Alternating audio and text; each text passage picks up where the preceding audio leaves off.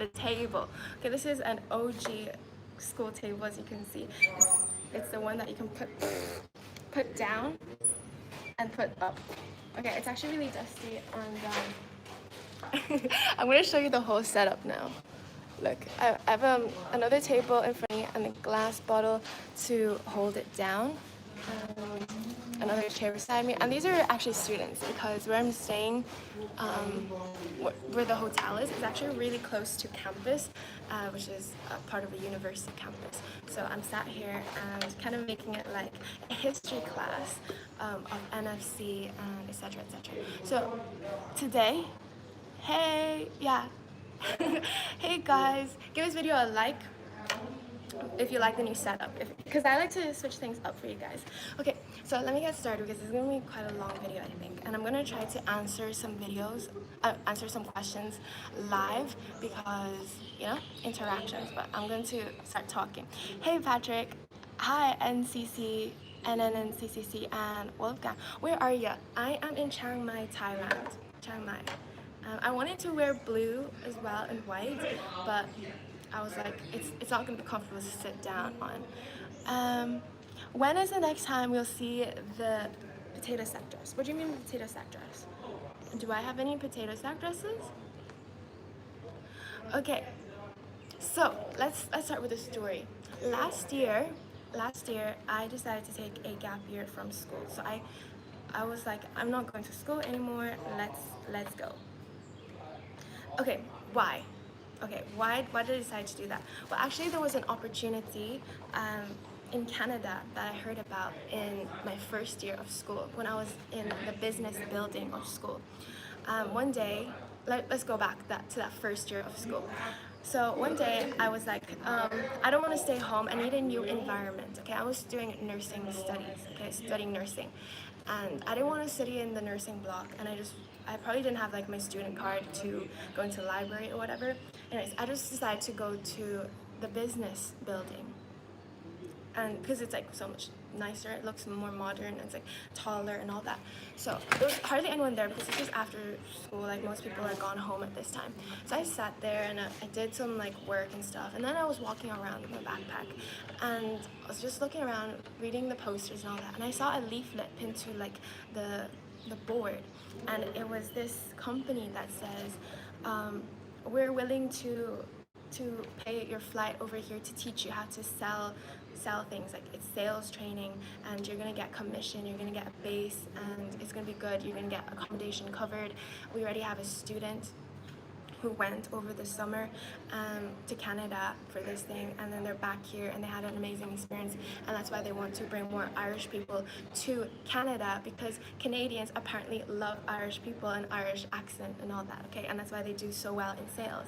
Okay, so I was like, oh, that's so interesting, because I've always wanted to learn how to sell things, how to talk. I love talking and interacting with people, and love to sell something. And so I was like, that's a really good skill to have. Let me email the guy that actually went, because he's actually a student. He was a student at the time at my school. And so he was like, okay, yeah, we're doing a conference call. Come to this room at this day. We're gonna do like a Zoom call with the company in Canada. And if you have any questions, da da da da da.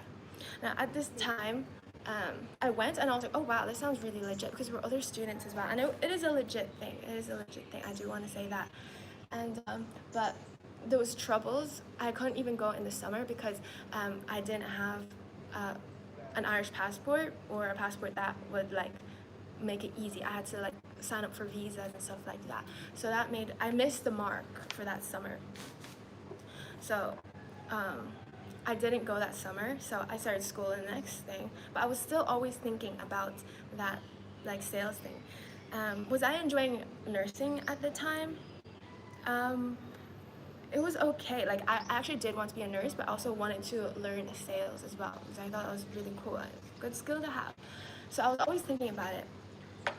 And then in second year, which is last year of my school, last year I went on placements. Most of it was placements in hospitals and things like that. And I was still constantly thinking about it. And So I was like, I got my passport, by the way. I got my passport in the second year. I got Irish passport, which makes it really easy. I don't need to apply for any extra visas to go to Canada to do this young entrepreneurs like learning thing, okay? So I messaged the guy again, and I said, "Oh, it's so easy for me to go now. I can go as soon as possible." Or I didn't go that summer because I was working that summer, and I was going through something. I was going through a little personal thing, and so I was like, I can go. I can take a gap year, or I can go in October as soon as possible when I get my stuff sorted. So we're like all excited, and I remember I was doing a nail course at the time, okay, like doing nails, and I remember going down, and he was like trying to call me, saying, "Oh, are you sure you don't want to go? Are you sure you want to go like to do this?" And I'm like, "Yeah, I have it all booked out," and things like that. So I was serious, and the thing is, I already told my mom before. I remember earlier in the summer, I told her, I took her to a restaurant, and I was like, "Yeah, I want to remember this thing I told you about in like first year about the sales thing. Yeah, like I want to go. Like I can go. I can go now. Like I'm really interested, and it's gonna be cool." So she was like, "Yeah, yeah." Back then, she was like, "Yeah, yeah." Until she saw that I actually got a massive backpack to go. Okay, she she saw in my room like, "Wait, why do you have a massive backpack?" And I'm like, "Do you remember I told you like I'm going to Canada, I'm going to do the sales thing. Okay, I'm not going just for holiday or just to meet people, or I don't know, just to skip out on school. No, I'm gonna make use of my time." And she was like, "Oh, give me the company's name, I need to do my research." And so she went to do her research, and thank God for moms, okay? Like, but at that time, I felt like, oh my gosh, she just doesn't want me to go. Like, she's trying to hold me back from life and this and that. Cause she came back with A4 pieces of paper, and she was trying to come up with all these reasons that the company's not real or this and that. Well, the company is real. Like, I do want to say that, and etc. etc. Got my sister involved and my cousins and all that. And everyone was just saying, like, don't go because you're so young. If you want to learn sales, you can learn sales in Ireland or like somewhere local, okay? So you don't have to go all the way because like no one's there, or like you'll be all alone and you never know what's gonna happen. And so I was like, no, like it's pretty safe, and this and that. Okay, it's okay. But then I was like, you know what? With all these people, my whole family, like even my grandma, like begging me not to go, I was starting to think. I was like, should I really go? And then at that time, it was already October, and I was thinking, you know what? You're right. Like I probably won't have a great of a time. I can learn sales in so many places. That's right. But I mean, this opportunity is so good because flight is paid, accommodation is sorted, and the culture seems really cool, really diverse, and it's proven like people from my school have gone there and have had a good experience. Then I was like, the real thing that made me decide not to go to Canada was the fact that it was cold already. Like I booked my flight on October 31st, which is Halloween. And I remember when I told people that, they're like, "Oh, like you'll be like a witch on a broom, like flying." So I was just like, that's actually interesting. And I was thinking about how the ice was gonna be so high up, and I'm gonna be doing door-to-door sales, like knocking on people's doors and asking them to buy this product. And I was like, that's actually not gonna be fun because number one, I want to get more into cycling, like road cycling, and I like to be outside. I don't like the cold. I like the sun. Like one reason why I don't want to stay in Ireland is because of the weather. Like I want to have some sun in my life. And yeah, that was the main thing. I was like, you know what, that seals the deal. I'm not going to Canada anymore. And this is such a waste because I had already booked my flight. I already had like my visa thing sorted, like the working visa or something like that. I already signed the contract for my job. I've already booked Airbnb, did I say that? And all of that. And I called him and said, yeah, I'm coming. Like, yeah, you can arrange accommodation for me. Like, basically, have my room ready. Girl, I'm coming. My flight is this and that, okay? And so I called him texted him. I was like, I'm actually not gonna come. Um, I'm just not so sure. Da, da, da, da. Now, at this point, when I sat on stone, I told like people from my school or like badminton, people I play badminton with, like this was my plan. I'm going to Canada, and I felt like people were just waiting for me to go. Like they're like, oh, when you get to Canada, because I have relatives in Canada, to message me how it goes. So I felt like personally, I felt pressure to leave Ireland just because I said I was going to leave Ireland. It doesn't matter where I went. Maybe if I had gone for 1 week, still I had to go somewhere. And at that time, my grandma had like her leg problem or something. And so I was like, you know what, maybe I'll just take a flight back to China and see how she is, because at this point school already started, already missed the starting a year thing. So when I told my mom, like, okay, fine, I'll go back to China for a bit and to see my grandma and things like that, she was like relieved, because you know she knows I'm not gonna be alone and I'll be with my grandma. You know, she cares about me. So yeah, I went to China like November. I booked as soon as possible the flight. I think it was like November 4th or something. So October 31st, I was meant to go to Canada and arrive like November 2nd, November 1st, something like that. And then November 4th, I was ready out on my way to China. And at this point in my life, I wasn't sure, you know, how I literally didn't know. I felt lost in life, but I always knew that everything was going to be okay at the end. I was very scared, and I didn't talk to my mom that much because I felt like she was holding me back. That was a huge reason. And yeah, so I remember my bag was already packed for Canada anyways. So all packed, was ready to go. And I remember that day, like my flight I told my mom like, this is a flight and I'm gonna go alone. And she was like, no, like let me drive you to the airport. And I was like, no, like you're not driving me. I remember I didn't cry in front of her yet. I was trying to act so hard, like, no, I'm gonna bring myself to the airport. I don't need you to drive me. But then after she was like, please let me drive you, I was like, no. I just kept walking with my backpack and my tote bag. And this was like really early in the morning, like 6-7 o'clock probably. And I just finished a night shift. I had just finished a night shift at the hospital. So like 12 hours, I hardly slept, and I had to, you know, do my last bits of packing. And so I insisted that I wanted to bring myself to the airport because I wanted this journey to be like a self journey. That's a plane passing. So I walked. I got the Lewis Green Line to city center, and then I somehow I went to get some water, I remember, at Lidl, and then waited for like a bus or something to bring me to the airport. And I don't know, I was so tired at that point. I remember my hair wasn't black then. My hair was still dyed, and I just looked completely different. Okay, I didn't know what I was gonna do. I was scared because I was like going back to China. Like I don't know Mandarin fully. Everyone's gonna speak Mandarin. What am I even gonna do? Like I don't want to waste time. Like this year, I want to work on myself. No, it's not a year that I want to use to play around to just make friends or something like that. It's not what it is. It's building on my skills and my career. Okay. So I wasn't sure what I was gonna do in China. Like, what? So okay, I remember going on the plane. Oh yeah, so I was late. Check-in was almost closed. Okay, because I got off at the wrong stop.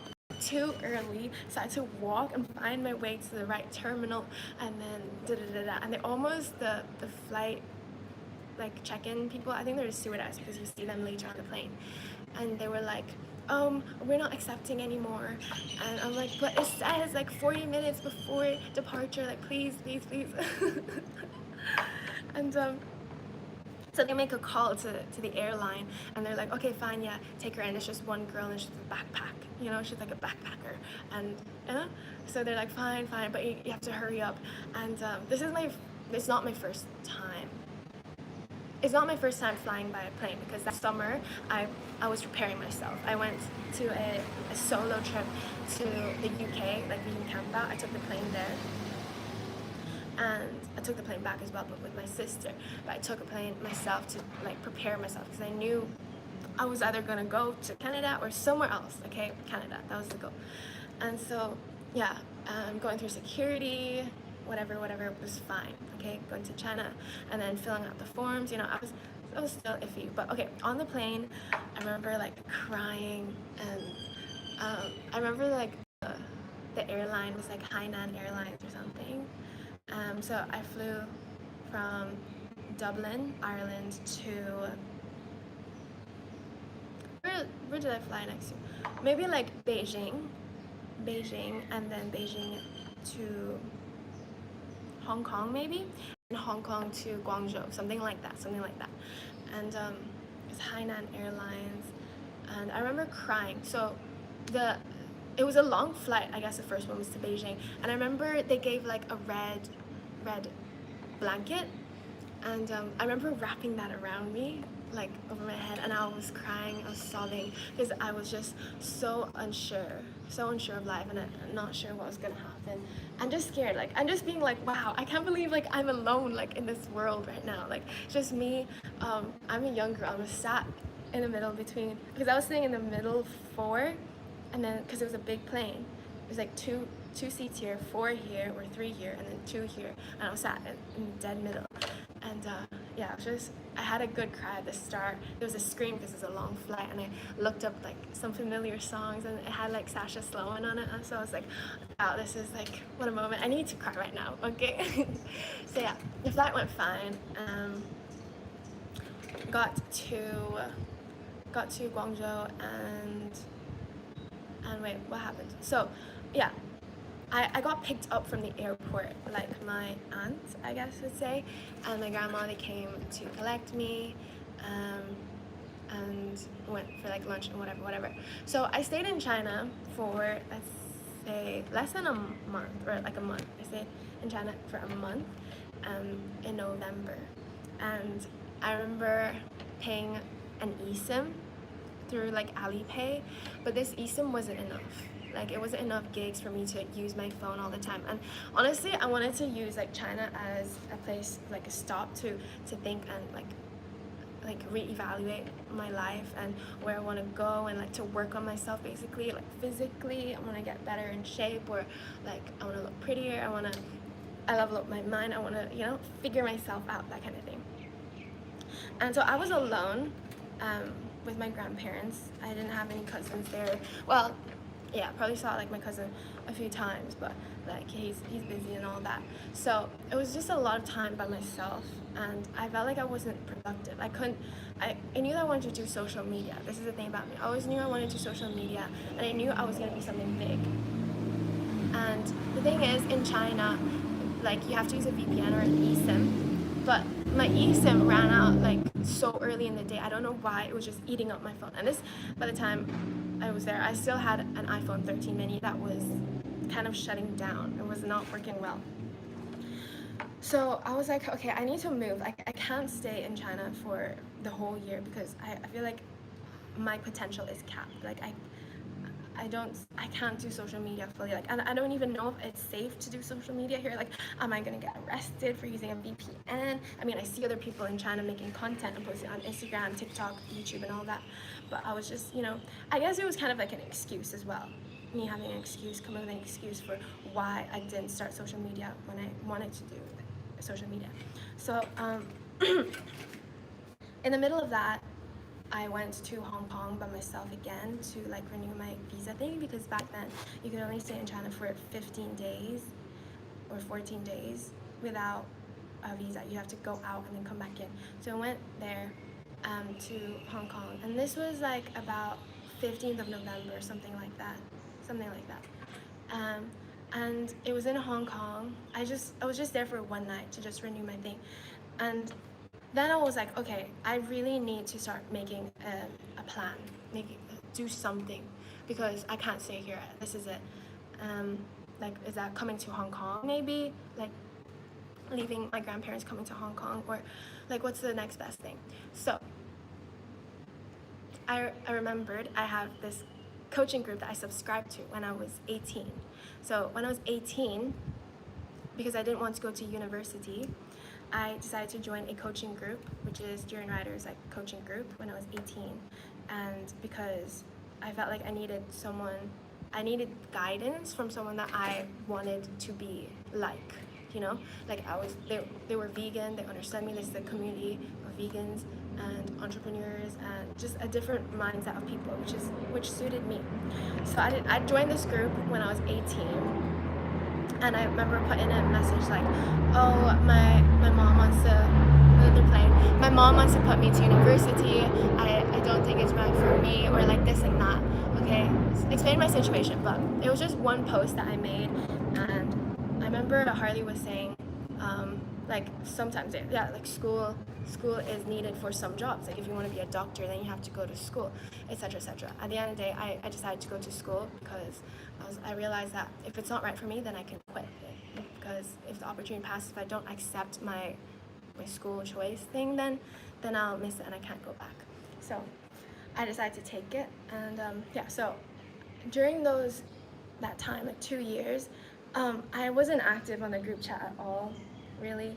I remember asking one question like, oh, can I use oil on my skin? And I remember asking about this opportunity with the sales to Canada. I remember taking a picture of the leaflet and asking, oh, is this real?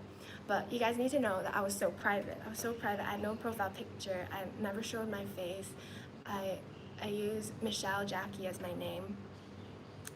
Like, I hardly made use of the coaching group. I was more like a reader and like reading what people were talking about, or like I didn't even use it much, honestly, because I realized that all the answers exist within me.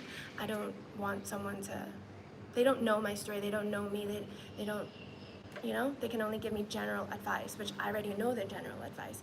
So that's why I didn't really use it that much. Like, so yeah, when I was in Hong Kong, I made a post and to the group chat, and the post was saying, hi, I'm a student nurse and I'm on a gap year, this is like, oh, this is the experience I've had, like working at nails, I've worked at a fruit juice bar, I've done supermarket, I've done cashier work, I've done a production kitchen, whatever, just listing out my things. And I'm saying, oh, I'm on working holiday.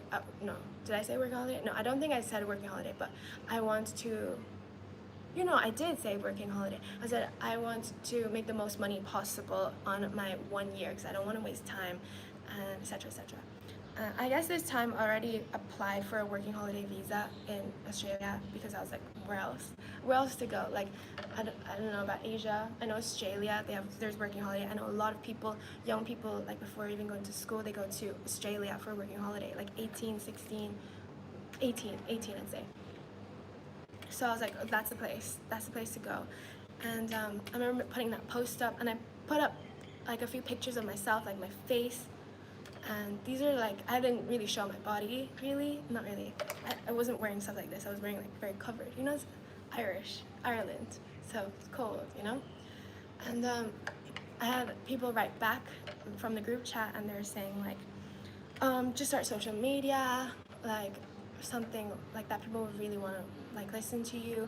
And then people were saying like, oh, you should come stay in this city, this and that. And I remember writing back to someone who said about social media, I said, well, I don't feel like I'm ready for social media. I don't want to launch myself because I feel like I'm not ready. I feel like I don't have much experience or knowledge on the world. I don't feel like I am worthy to have a voice or a platform because I don't know much. I'm still a young girl. Like, what have I experienced, right? And they're like, no, like it's not like that. And people want to be part of like you learning stuff. And I was like, yeah, I guess so. I guess as I learn, I'll share with my audience. I guess that's a good way of thinking. Now, I still didn't take action on that.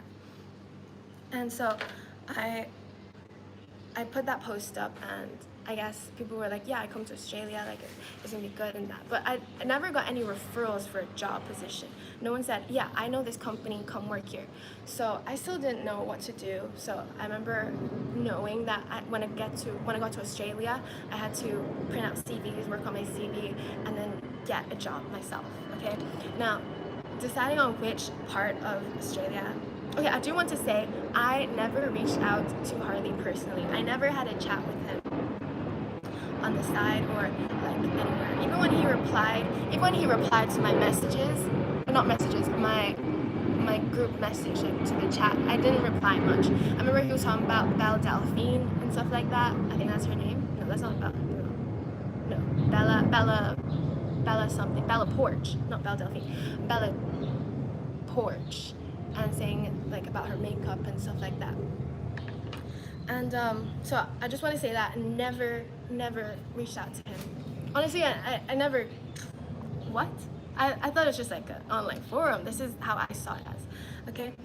And so, okay, how I decided to go to Adelaide, which is actually where Harley stayed. Well, he's actually said a lot of things about Adelaide, how it's like really good.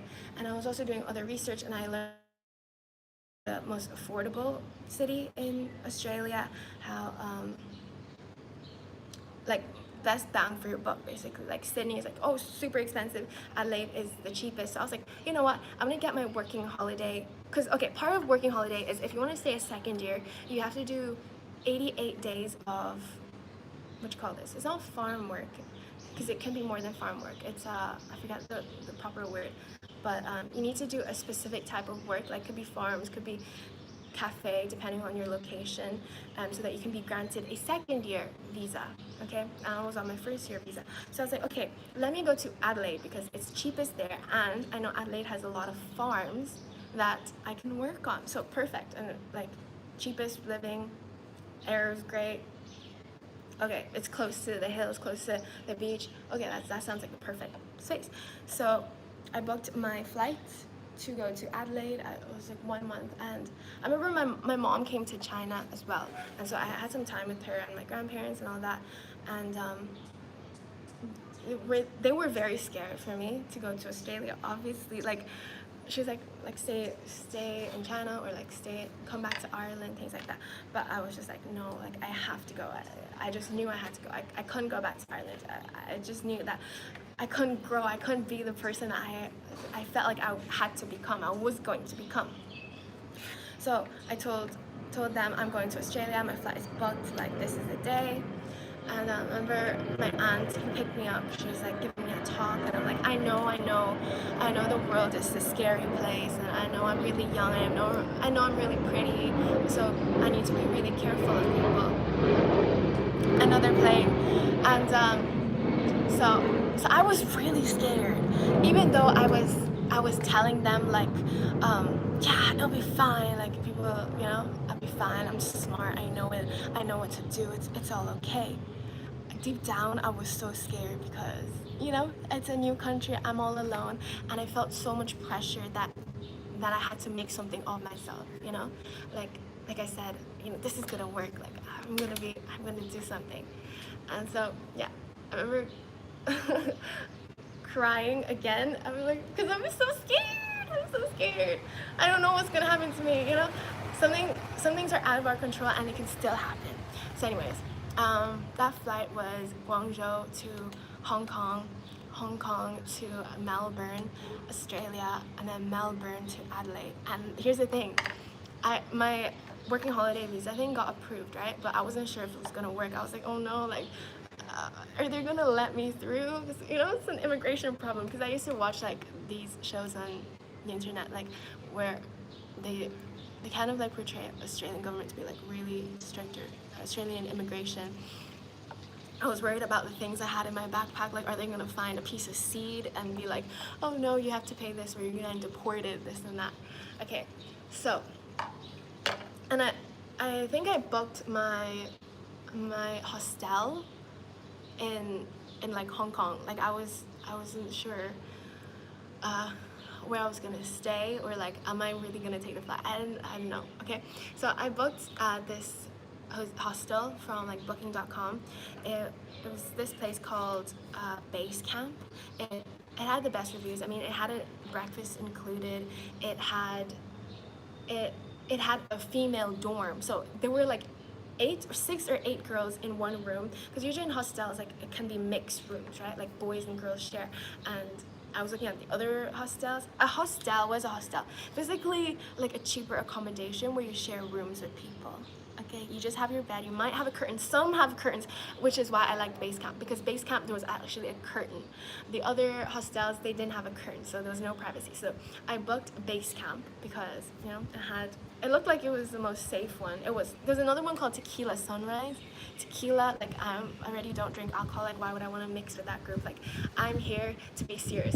I'm not here in Australia to party or to do things like that. I'm serious. I get my work done, get my monies. Hopefully I can make a lot of money in Australia on my working holiday and then go back. And so Base Camp it was. And what else was good about it? Yeah, I got the female dorm, and it was okay. It was kind of expensive. It was expensive, okay, considering it was like for 7 days I think I booked it for. Okay, so landed at Adelaide. And I remember being in the airport, like, why didn't no one check my like working holiday visa? Like, I wasn't sure if I was meant to have the piece of paper confirmation of my working holiday visa printed. I didn't have that, so that's why I thought I was gonna get deported or something. But no one checked that. I remember having to do like a facial thing at the airport where they like took a picture of my face, and then I remember walking with my backpack. This was a carry-on, I think. No. It was check-in. It was a check-in. I checked in my bag. Yeah, checked in my bag. And I had my stuff, and this man who was working there, and he asked me for my little document that just got printed out. And he asked me like, he asked me some questions, but it was like very friendly questions.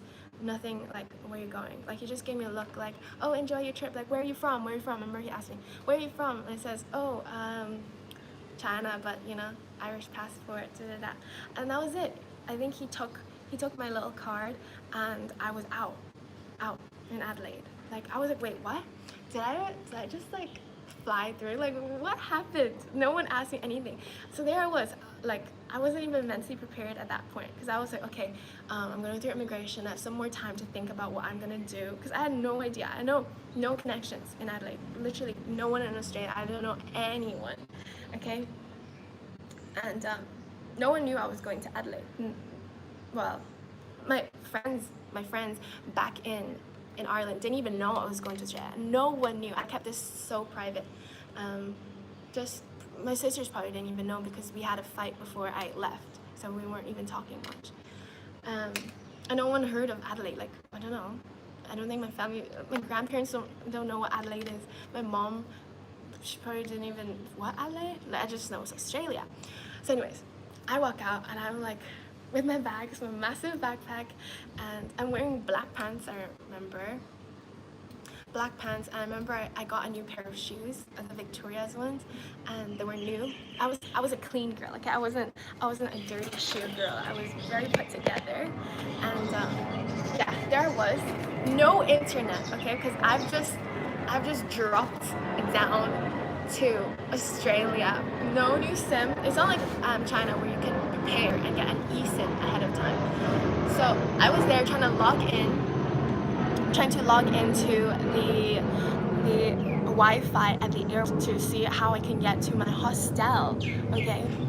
And yeah, the good thing about the hostel was that it was just one bus. It was like direct to the city. And here's the thing, I never even analyze the map of Adelaide. Like, I have no idea. I thought it was some massive city. You know, it's Australia, it's massive. So I never knew anything. I didn't do any previous research. I just knew, okay, we're going to Adelaide. Adelaide is the best city. I'm not going to Sydney. I'm not going to some other party cities. Okay, I'm here to be serious. So Adelaide. Okay, I just knew Adelaide. Didn't do any research. So pulled up the location of the hostel on my phone, screenshotted how to get there. Take this bus, walk this way, turn left, turn a right, bus a left, bus a right. Okay, screenshotted it on my, so it'll be in my phone, because I might lose internet. Google Maps might reset, and then I'm like lost completely. So yeah, I had to look for the bus stop. And this was scary because I was like, oh no, I think I just missed the bus, and I have a heavy backpack I'm looking, and I'm like, I don't know how to pay. Like, uh, are they gonna accept tap on the card? Like, do I have to get a Metro card? Like what do I have to do? I don't know, but thank God the bus you can actually tap with your card, okay? So that was fine. But I did miss a bus, so I was waiting at the stop for a little bit longer than I had to. And I remember like the bus was so long. That's one thing I really remember. The bus was so long, and I was like, wow, this is so weird. Like, how do people drive these massive long buses? Like, wow, this is interesting. It's so different from Dublin bus. It was a one decker, and yeah. I remember, okay, this is a stop. I think it was like Curry Street or something like that to get off. So I was like, okay, this is my stop, and I got off, and I remember walking down the street. I don't even know what it's called, but it's the little street that leads to. Okay, I'm even forgetting the addresses, and names of the street in Adelaide, but it's the one where there's a Harley Davidson shop. I had no idea that little shop. Okay, I was just walking that little street, and I remember seeing so many Chinese people, Asian people, and I was like, wow, am I back in China? Like, oh wow, I kind of feel safe here because there's so many Chinese people. At least maybe they'll speak some Mandarin, speak some Cantonese, and I'll get along okay. And so I was just walking with my backpack, like following my little map. Okay, just go straight, take a left. Okay, I remember seeing like a Harley Davidson like motorcycle shop, and I was like, haha, that's funny, because I knew someone who liked this thing, and right in front of that was the hostel, base camp. So yeah, I go in, check in. I'm like, yeah, this is my passport, and etc. etc.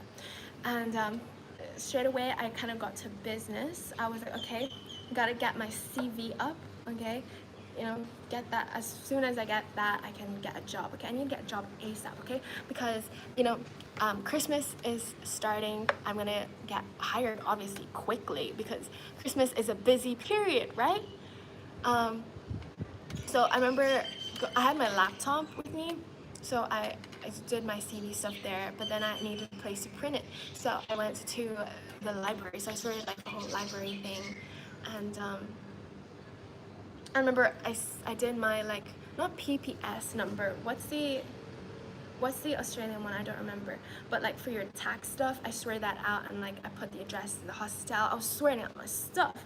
Okay, so I went to the library, printed out my CV, got some plain folders. Where did I go to get them? I think I went to Kmart to get those folders, and I was gonna go in person to the shop because I was like, I'm a pretty girl. Once they see me, they're gonna like, once they see me and once they see my energy, they're obviously gonna hire me, right? I'm so bubbly, like who wouldn't want to hire me? Like I have the work ethic, like obviously. So I go around, and I'm also submitting like applications, work applications, job applications through like Seek and Indeed and things like that. Okay, but I didn't hear anything back, so I was just like, don't need to worry too much, Michelle. Just go in person. Once they see you, it's all good. I went to so many places in Adelaide. I soon realized Adelaide, like city center, was actually quite small, but it was still really confusing to me at the point, okay? Because I was like, this is a new place. I've never seen this. And I remember I met this guy from, I don't remember exactly, but he seemed like he wanted to help me, and he was living at the hostel as well. He had a job already, and he had a car, like probably with his company, and he was telling me, oh, you should get a bus card here, you should get your CV printed here, let's go here to get your like folders. Like, he seemed like he really wanted to help me. So yeah, I was starting to like talk to people. I was very, still talkative, so I was talking to people at the hostel, making connections, like, oh, like, do you have a job? Do you know where I can work, kind of thing. And so during the day, after I got my CV sorted, I would go to like restaurants, anywhere, and drop in my CV. I'm like, oh, can I speak to the hiring manager, this and that? Like, do you have any job vacancies? I have this and this and this. They took my CV, and okay, maybe we'll hear back from you. I didn't hear back from anyone. No, no one at all. And this is like so new to me because I'm Michelle from China. I've never, like, okay, no, not never, but I've never had a problem with securing a job. Okay, even when I was young, even when I was like 18, like people with like zero experience for a job, I got hired immediately. Now, like, I'm at a better place, like I'm more confident, I have more experiences. Why am I not getting a job now? I was just like so shocked. And then I was just like explaining my situation, like, why haven't I gotten a job to people living at hostel? And they were like, oh, it's because it's like Christmas time, and the Australian kids, they are hired right now, so they don't need more people to work, and they're trying to cut hours and things like that. So I was like, okay, right, interesting. So now I'm not gonna get a job, but I have to pay for, where am I gonna stay? Because at the hostel, it was like the price had doubled to stay. So I was like, okay, I can't stay here. It was just such a mess, and I remember giving up, kind of not giving up, but I was like, what can I do? So I used to, in that 1 week, I would go to the, like, I don't know what it's called. It's not North Terrace, is it? Yeah, it's North Terrace. It's just like a park thing, open grass, and the sun was hitting it really good. People would come like play football and things like that. So I went to that park and I was just soaking in the sun, I can't get a job, unemployed, what else can I do? Might as well enjoy nature, and hopefully some bird drops a job opportunity on top of my head, right? So I remember I went to the pitches, and I was like doing a little running, like barefoot running, and I remember like wearing my bra and my leggings, and I was just like doing laps and just like back and forth running, and I was just by myself with my book, and started writing stuff down. I remember the day my life changed. A voice told me, like, stay here a little bit longer, like don't rush to go back to the hostel, like what is there happening anyways, like it's all the same stuff. So I waited a little bit longer, and then I packed up my stuff, and then I started walking back to the hostel, which is just one straight line, okay? And as I was walking, I'd already crossed the main road. That's just the only road that you really have to cross. I see someone cycling like the opposite way as I'm walking. I'm walking this way, and someone's cycling this way. And I kind of recognize that. I don't remember what helmet color he was wearing. This is Harley, Duran Rider. And he was on a bike. I think he was wearing glasses or something like that, but I still recognized him. I just felt like something was familiar. And so he looked at me, I look at him, and I'm like, wait, oh my gosh, wait, I think that's Duran Rider. And I was like, I was stood there, remember, on the pavement, and I was like, wait, oh my gosh, maybe I should write in the group chat, like, oh my god, I just saw you in Adelaide. Remember, at this point, I never spoke to him, I never sent private messages to him, never. I never even thought that I would meet him, because Adelaide is huge, and I didn't come to meet him. And he kept writing, but I was still stood there. I was like, wait, oh my god, I can't believe this is crazy. Never thought this would happen. Then he does a U-turn and starts riding towards me. I'm like, wait, this is crazy. And he's like, oh, are you Maggie? Oh, Maggie, like this and that. I'm like, no, like that's not my name, but yeah. I'm like, I was in the group chat because he was like, you look really familiar. And I was like, yeah, part of the coaching group, this and that. And I just got here. I'm staying at this hostel. Yeah, just was at this piece of grass. I don't even know what name it was. I was just over there, and now I'm going back to the hostel. And started like talking about my story basically, and that's it started off there. So that was in December 4th, I think, or December 5th. December 4th, I think, was the day we met. And I remember going back to the hostel to tell the friends I made, like, oh my god, I just met this guy, because in the hostel you're kind of like talking, like asking each other, oh, why are you in Adelaide, like who the hell goes to Adelaide in Australia, like, and I was like, oh, because I heard this and that from this person, like, do you know Duran Rider? He lives here actually, and he was saying how great it is, how this place is this and that, it was really good. So remember, oh my god, do you remember I told you about this guy? I just met him outside of this hostel, and he was actually going to the depot to send off some shoes or something, and that he was actually like running out of time, like he was actually in a rush or something like that, and then he had like a doctor's appointment for a skin checkup, and he was late to that. Anyways, so I remember going back to hostel. I'm like, oh my god, do you want to meet him? Like, oh my god, he's like this and that. He's actually real. It was just like so. I was just like, I couldn't believe it. So I was like, I couldn't believe it, and so I knew I had to go out of the hostel because I I could not pay double the price with the air conditioning not working, and I just realized like a hostel, I can't do it. Maybe for that one day that I did stay in a hostel in Hong Kong, I was okay with 2 other girls, but like in a hostel like this with like 6, 7 other girls and like no privacy, and it was just like the breakfast and dinner wasn't all that anyways.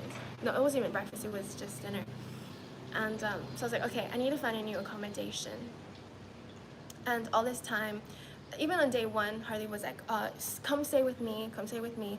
I can help you with social media, because I was telling him, yeah, I want to do social media, but I just feel like I'm not ready yet, and I want to make sure I'm stable first, like I have a place to stay in Australia first. So he was already offering, like, come stay with me, come stay with me. I've coached this many people up for social media, and I was kind of hesitant, um, you know, because I kind of want to be independent, and I don't want to get things like complicated. And so I remember looking up on, I don't know, is it Seek?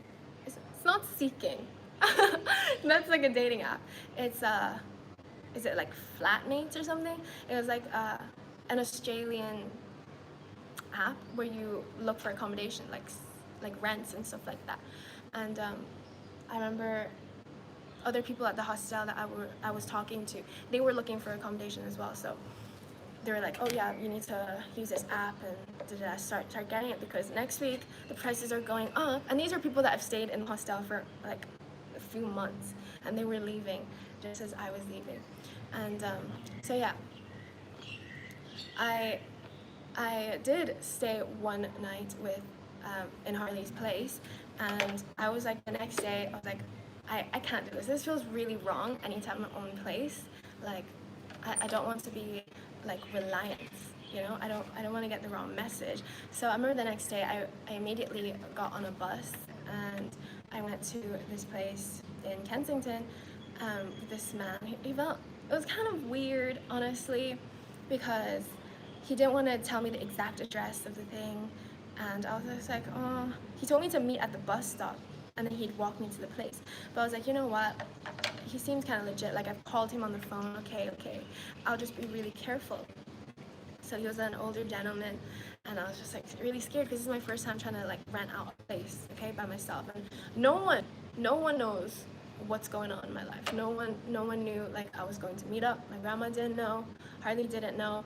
I was alone on the bus with that Metro card that guy told me to get, and he walked me to his place, showed me the room. Like, thankfully, he was a okay guy. Okay, he was a decent guy. He wasn't weird like that.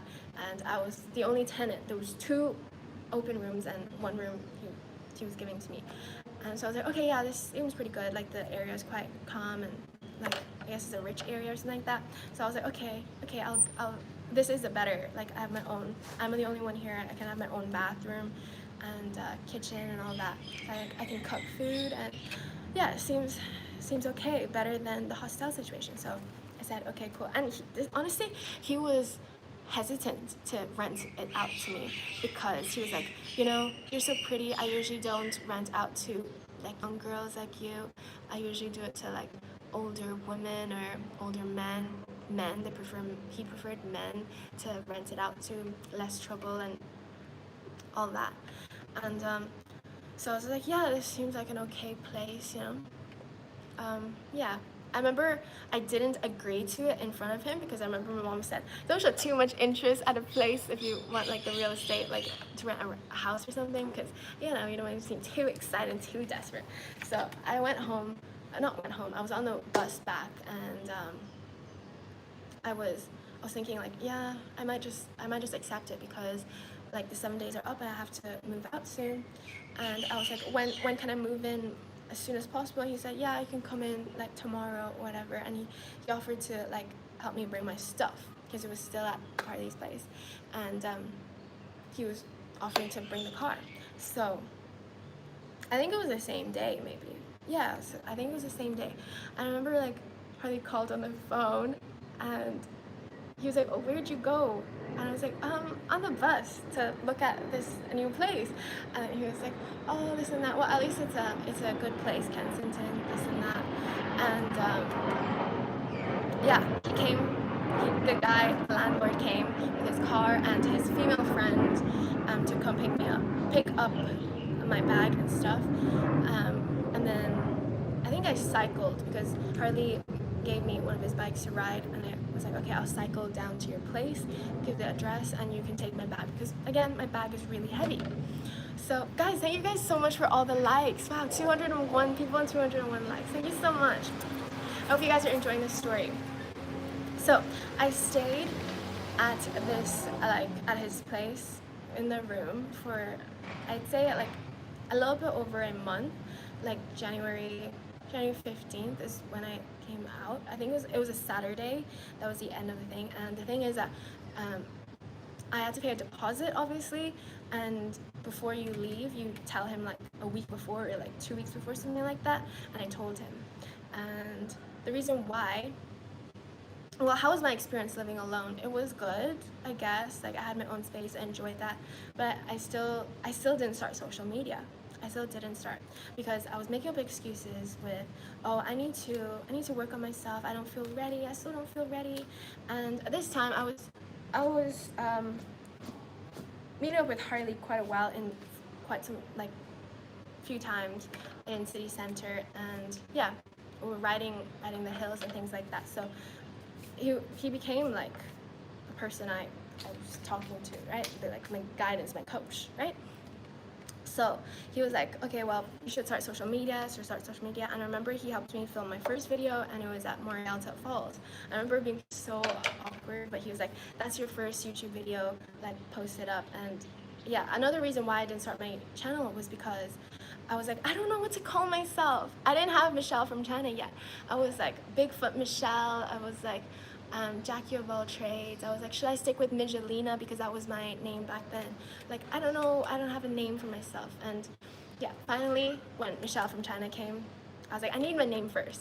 So I had my name. I made my account, my YouTube account here, December 28th. And then I only posted my first video like January something, right? Or something like that, or December, I don't know.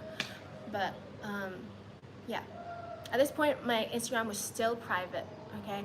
And I remember him telling me that he thought I was a fake person because I was so private. I didn't have a profile picture, couldn't search up. When you asked for my Instagram, it was a blank avatar, blank thing with a private account with like so less followers, and I wasn't following many people. Like, he thought I was a fake person.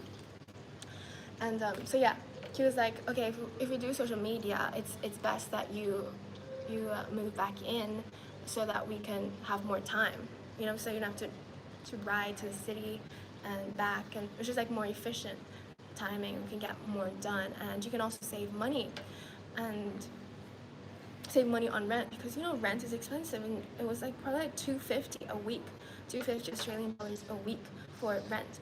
So I was like, okay, but you have to like, because if you guys know, his place is kind of messy, the one in the city, and it was kind of messy, kind of really messy, and he had like shoes everywhere, and it was just like a whole mess. I remember he had dog food, and I was just so put off by it. And that was like one of the reasons why I moved out, because I was like, so I was like, but like you have to like make something for me, like something that's like designated for me, like some safe space for me, because I don't want to feel like a little cockroach. And so he's like, okay, yeah, I'll do that. And he did that. And then he came and he helped me like move my bags, because he had on his e-bike, it's heavy, you know. And I rode with him back to the city. And yeah, that was kind of the time of, what you call it, Tour Down Under. Tour Down Under, is that? Yeah, Tour Down Under, which is like a biking, cycling event in Adelaide, and yeah, January something. And at that time, I remember walking around and trying to get footage, and like that was because I just started. I finally made my Instagram account public, and I changed my name, which is Mijalina, Mijalina, because that was my alias back. That was the name I gave myself, Mijalina, which is like a mix of Michelle and Jackie and La, like Michelle, and I just like Lena, so like Mijalina, just like Angelina, but Mijalina. You know, it just makes sense. So I changed it, and I remember when I started posting, because my first video was about ketchup, bread, and not lettuce, rocket leaves, arugula. Okay, I was sat on the floor eating bread from a dumpster and pickled ketchup and arugula on the floor. I remember posting that video, and the followers that I had, like who were people that I knew from real life, like school or badminton or my job, things like that, they actually unfollowed me once they saw that, like, you know, I was starting to post like an influencer, like content creator. People that actually unfollowed me, or like some people would say, ah, haha, this is such a funny video, or like kind of like, ah, haha, like, oh, keep it up kind of thing. But I remember I had like 100 something followers, and it dropped down to 99 after I posted a post on my story that said, 100 people watching you. It might not seem like a lot when you see like 100 views, but 100 people in real life is actually so many people. I remember, yeah, it dropped down to 100. It dropped down to 99. And I was just like feeling so defeated. Like I was like thinking, wow, so the people that I thought were real and who were supportive of me aren't actually supportive of me. And so, yeah, I kept posting.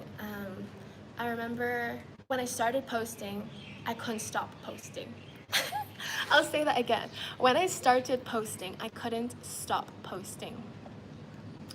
At average, I was probably posting like 6 times a day, 4, 5, 5, 6, 7, 8 times a day. And this is like on TikTok as well. I'd use the sounds there, and it was like really cringe, really cringe.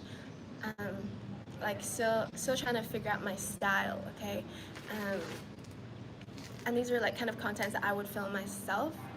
And I remember Harley would always say, yeah, that's a good video, that's a really good video, keep it up, keep doing, keep posting. And I really appreciate him for his encouragement and his support in my videos. Like he never said that's a bad video, or like you look this and that, or like it's not good, it's not beneficial. Like he was always supportive of me, and I don't think, I want to say, I would not be where I am today if he wasn't there to support me. Like me myself, I'm very like supportive of myself. I give myself the boost and the praise and, you know, the encouragement myself. But I guess when you have someone else who also believes in you, and they like keep pushing you as well, you make yourself believe in yourself even more, okay? When you surround yourself with the right people, like for example, learning to embrace where I'm from, like Michelle from China. Like my name is Michelle from China. Before that, I was still like, yeah, I'm from China, but I wasn't like, I'm Chinese, I'm China. And that's just one example that he helped me with, like to genuinely not be scared of where you're from. And yeah, so I want to say that I wouldn't be where I am or my success without his support. But yeah, then he also helped me film videos, getting more comfortable on the camera, things like that. And I just want to say, like, most of the videos that I create are my own idea. I know a lot of people think that I'm forced to make these videos. It's not. Most of them, I come up with ideas. I tell him to start filming, please. Can you film me? This is the story. This is the script. I want to talk about this. And then he might add to the thing or like something. But most of it is actually my idea.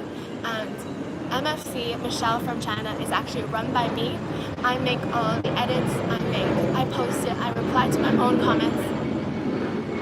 As another play, I do that, but I do have his support. Like sometimes I'll ask him to pick a thumbnail, or what should I caption this, or something like that. So he has helped me in that, and it's a teamwork basically.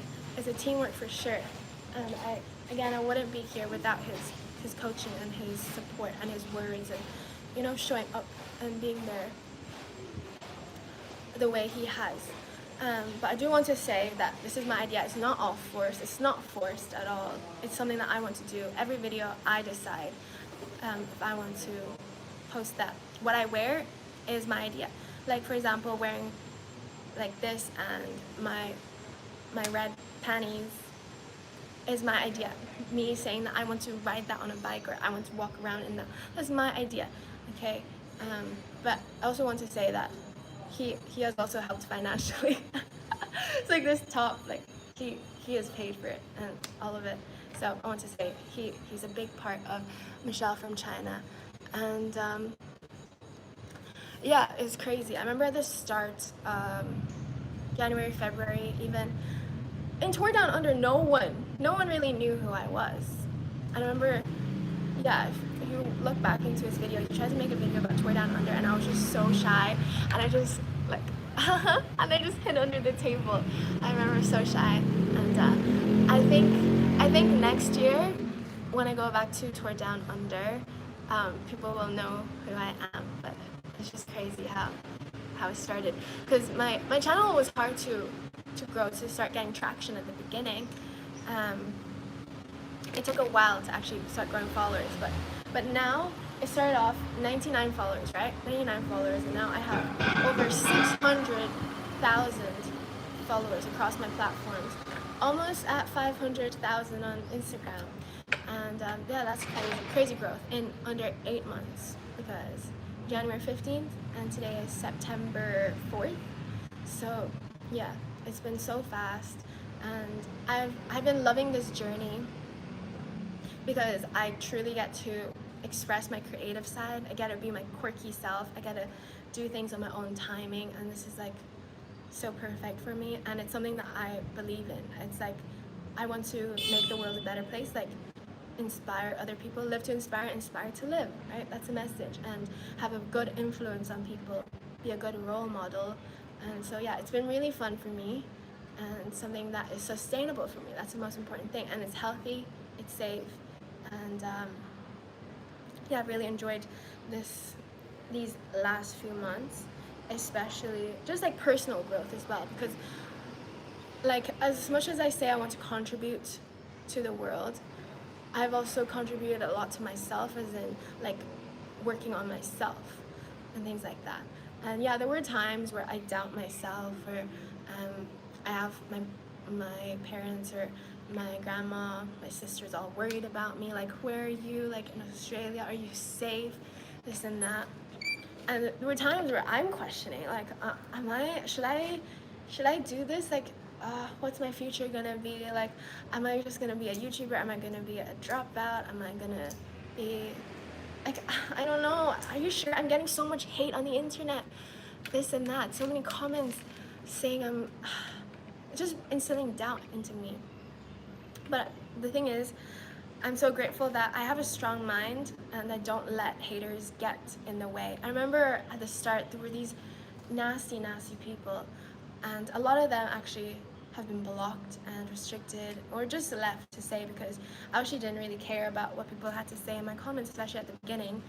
And I remember Harley was saying, like, oh, it's time to get rid of those people, you already have enough attraction, you don't need their negative comments to bring down the vibe of the place. And I was like, no, it's fine, people can say whatever they want to say, kind of thing. And he was like, let me clear your Instagram, like, give me a few minutes every day and I'll clear all the negative people. I was like, no, it's fine, like, this is life, people are free to say what they want to say. And yeah, I'm glad that I let people say whatever they had to say, because it led me to here now, and I'm strong. I haven't been affected by it. Because at the end of the day, the most important thing is how I think about myself, right? And grateful to have Harley in my corner, like encouraging me and telling me to, like, those haters are just jealous people, this and that, like, if you were doing the right thing, and filming me. Even sometimes I don't want to be filmed, like at the beginning, but now it's like, film me. That's like, it's crazy to see how much I've changed. If you guys want to see my first YouTube video and how awkward I was on camera, You can go search it up. I think it's like Michelle from China first video attempt. And yeah, it's crazy. In just 8 months, I've grown this much as a person. I'm so much more confident. At the beginning, I would say I was not confident. Even though I left home um, and decided to pave my own way, I was still not the confident girl that I was today. I think me putting myself out there on the internet has really made me the most confident person I am now. I mean, there's always more room for confidence and things like that, but unstoppable, unbreakable is what I'm saying, you know? And yeah, what else do I want to say? Um, YouTube, Instagram, and TikTok. Those are my main things. And yeah, now today is September 4th, 2025. It's kind of been a year, like school has started back, and I still kind of doubt myself, you know? The doubt is like, should I go back to school? Should I go back to nursing? But I've been telling myself that I feel like this is an opportunity of a lifetime. Like everything happens for a reason. I have this opportunity now. I'm enjoying it, and I feel like life is to be enjoyed because tomorrow we might not be here. I might not be here tomorrow. Might as well do something meaningful that I'm excited to do, more excited to do. And when I was looking back at considering nursing and social media, I was like, when I wake up, I'm more excited to do social media. So that's what I'm doing, social media. And in the future, I still think education is very important, and it's good to have backups and everything. But also at the same time, sometimes it's not good to have a backup, because sometimes when you have a backup, you feel like you don't go all in with your plan A. When you have no other choice, you kind of give it your all. But I am saying, like, the whole point is to set myself up for having the most options in life, right? And enjoy life as it goes. So this is so far my education is most important. Yes. So like I feel like education, there's different types of education. There's a school academic education, and there's education about life education. Like me putting myself through social media all these 8 months, I've learned so much. And me going, if I was to go back to school, I'd be even a better student, I think. Or I will see things differently. I will know a different set of skills. So there's different types of education, and I do not regret this gap year at all. This is, I feel like, wow, this is crazy that I'm living this, like crazy as in happy, like that I get to do what I really want to do. Yeah, so absolutely, education is important. Educate yourself. School of life, I think, is really important. No regrets at all. No regrets with nursing, because without going to nursing, I wouldn't be here today. I wouldn't be the person I am without nursing. So I have no regrets, and that's the whole point. But you also need clinical hours too. Clinical hours, as in nursing, yeah, if you want to be a nurse, you need to have experience in clinical hours. But if you want to be good at life, you also need to put yourself in clinical hours in real life. You need to go outside, put yourself in situations. If you want to be a chef, you need to be cooking. If you want to be good at cycling, you need to be cycling. Okay? So yeah, you're right. You need to put yourself in situations that you want to be good at. There's a lot of students here. So I don't know if you guys can hear me. Wow, this like ratio is so crazy, and I'm so thankful that you guys stay to listen to this 68-minute, and it's been consistently having like 150 people in the chat. Are you at school? I am at a university and also at a hotel. This is where the school is, and there's this school desk, so it looks like I'm at school. And yeah, this is like a history class about how my channel started, and how I went from a backpacker wanting to get a farm job to do my second year to being scouted on the street, to start social media, and where I am now today. This is the whole thing. I never thought this would happen, honestly. This is crazy. I thought, I have truly imagined myself to be on a farm, with my phone and documenting like, guys, I'm in Australia and this is what working holiday is like. I saw myself do that, and now my content is completely different. Like I've not even had a job in Australia. That's really funny. But yeah, working holiday visa, that's what my visa is. And yeah, it's been really fun. Do you guys have any questions?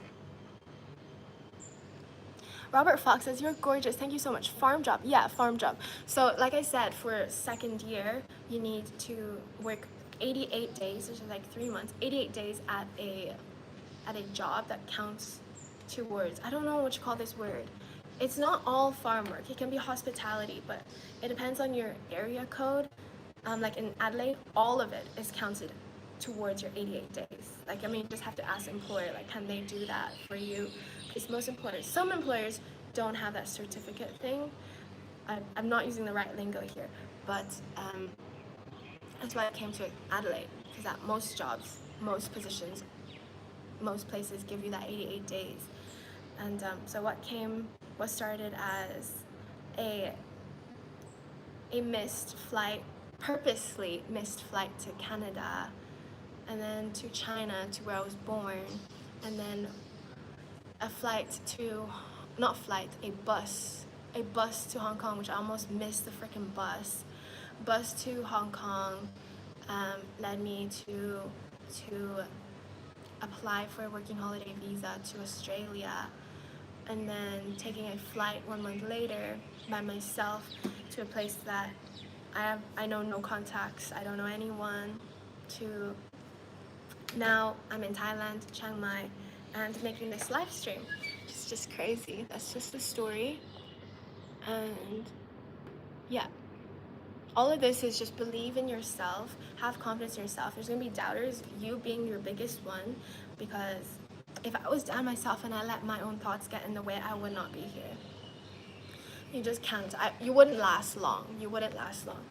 And social media is not for everyone because it's a cruel place. People hide behind, profile pictures.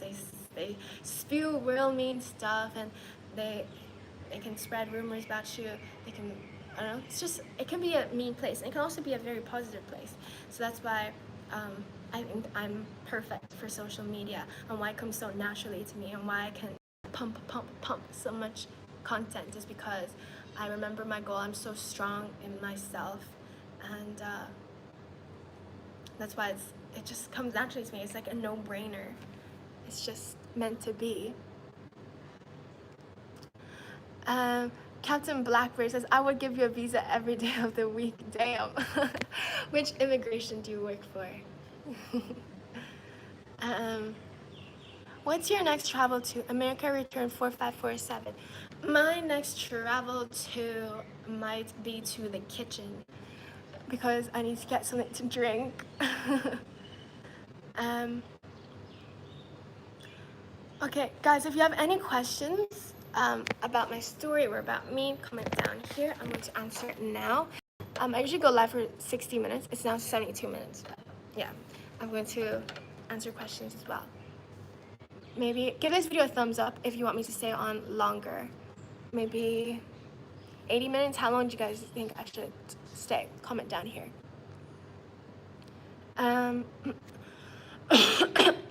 Carmine Marie says, when I took my boards, it was all my effort, my studying to pass with good grades, so I don't care what others say. Exactly. Whether it's about school or life in general, I realize, especially in university, in school, in high school, primary school, yes, you have your teachers like asking you, do your homework, remember your assignment is due this day, or go this and that. You have to go to the class or hold you accountable. In university, in big school, big school, they don't care. They don't care about your attendance. I mean, they care, but sometimes they don't even take attendance. You are accountable for your own things. Whether you show up to class, whether you put in your assignment, that's all on you. No one is telling you to do things. And that's one thing I've learned with social media. If I don't put my phone down, click the start button, click upload, that's on me. No one is doing that for me. So starting social media also helps with procrastination and perfectionism, because I was a huge perfectionist. I would let perfectionism hold me back from doing anything in life, such as social media at the start, like 99 followers, video wasn't good enough, I didn't want to post it, you know? Like, oh, I could make it better. It needs to be better before I do it, you know? So even though in school I had my guidance counselor or my therapist say like, you know, you don't need to get A on this essay or A on this exam or something like that on this paper and this MCQ multiple choice question, I still wouldn't show up. But when I'm actually like working for myself, like it's all you, Michelle, then I started showing up. So that's why I have no regrets. I've really learned this lesson that life is what you get out is what you put in. Okay. Any questions? Just joined. Stay. Scales. Hey, thank you so much. Subscribe and like this video if you want me to stay and if you want to see my face again. Okay. Let's see. GG Frugal Hip Chick says, I was raised on a dairy farm. I'm 5th generation farmer. My farming grandfather says experience is wisdom, but the paper degree gives you guaranteed money to survive no matter what. I see where you're coming from. Experience is wisdom for sure, and having a degree can guarantees that you have a degree. That's what it means. That's what I would say, because there's so many people in this world right now who are triple qualified, bachelor's, master's, PhD, and they don't even get a job, or they're working at a barista job. So it does not guarantee. It depends. It really depends on your degree. It really depends on what you do, right? Like, I feel like I still want to be a nurse. I think that's a really cool thing. Like, I would love to know the knowledge of a nurse and to be able to nurse people. And you definitely need a degree for that. And I think nursing is a great one. It's a passport to the world. That's one of the reasons why my mom said to do nursing as well. Because you want to go to Australia, do your nursing. You know, that's how a lot of nurses, Irish nurses, go to Australia. They get their nursing and then they go to Australia, for sure. But it doesn't always guarantee a job. Like for nursing, it's a high demand job, and you probably won't be sure of a job in the future because nursing is needed in so many things, right? But it doesn't always guarantee. Depends on your degree.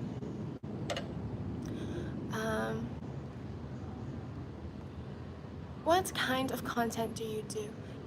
I do all sorts of content. I do whatever comes naturally to me, what I find funny, what I find inspiring, what I think is gonna leave a better mark on the world. My knowledge, things that I know about life, tell my experiences, make you laugh, make me laugh. It's a little bit of everything.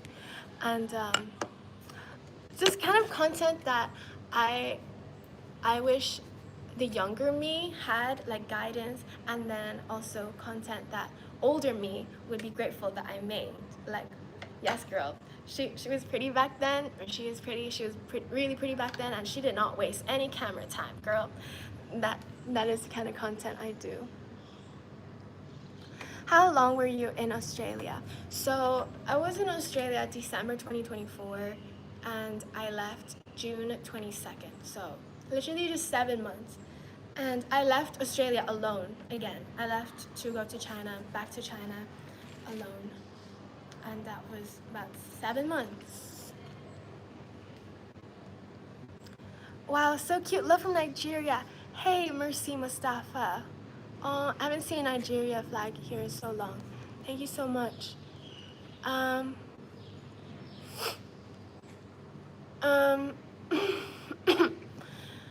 In a room full of people, I look for you. Would you avoid me or look for me too? In a room full of people, you look for me. Well, I guess I don't know what you look like, so maybe if we're playing like Guess Who, and you're like, oh, I'm wearing glasses, I have blonde hair, then maybe I'll look for you and be like, ha, found ya. Okay, any other questions? Darren Ryder looks like the bad guy from Sin City. I don't know who that is, but a lot of people say he looks like Trevor from GTA 5. I don't know about these things. Okay. So Paul Mata says, if you haven't had a job in 8 months, how are you able to stay there? Well, I'm on working holiday visa, so you don't need to work. you can do a holiday. You know, it depends.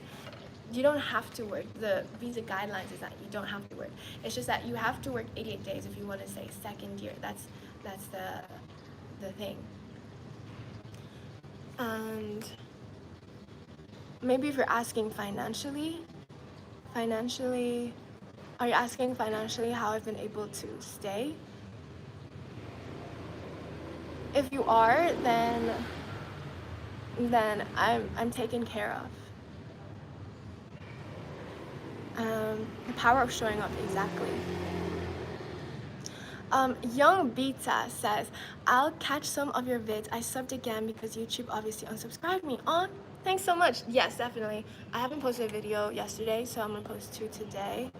And I hope, yeah, this video is gonna, maybe, because I also filmed this video back in April with Harley next to me, where I told a story of 3 months. 3 months.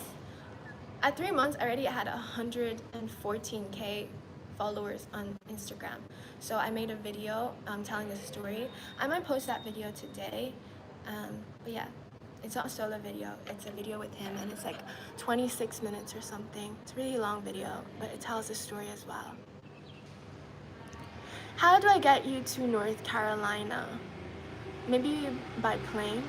I like plane. Troy P in the chat, he says, hey NFC, hey, with 2 hearts. Carmine says, here in the US, nursing is a guaranteed job. As so many nurses retire or pass away, there's currently a nursing shortage. Yeah, there's a nursing shortage everywhere in the world, I would say, because nursing is a tough job, honestly. The burnout rate is high. The rate for substance abuse is really high amongst nurses. The depression rates, the suicidal rates are very high in nursing. So yeah, there's always a nursing shortage. And interestingly enough, I heard that like how Japan, because their population is like their median age population is actually like 49 or something, like very old for an economy.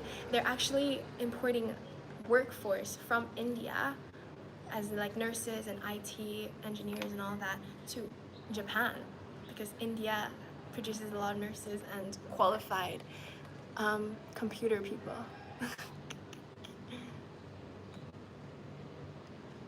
I also have same body like you. That's good. Okay. Drunk Koala says, I hang out at the gas station every day looking for a girl as pretty as you to catcall. That's so funny because there's like this meme on the internet, like this girl said, my man doesn't compliment me as much as the gas lady guy. Gas lady? Did I say gas lady? The gas station guy. Because they have like such good ways to compliment people. Am I a sugar baby? I really like sugar. I eat a lot of sugar, and I'm also about the sugar. I promote sugar a lot in my videos. I'm high carb, low fat vegan. So yes, sugar.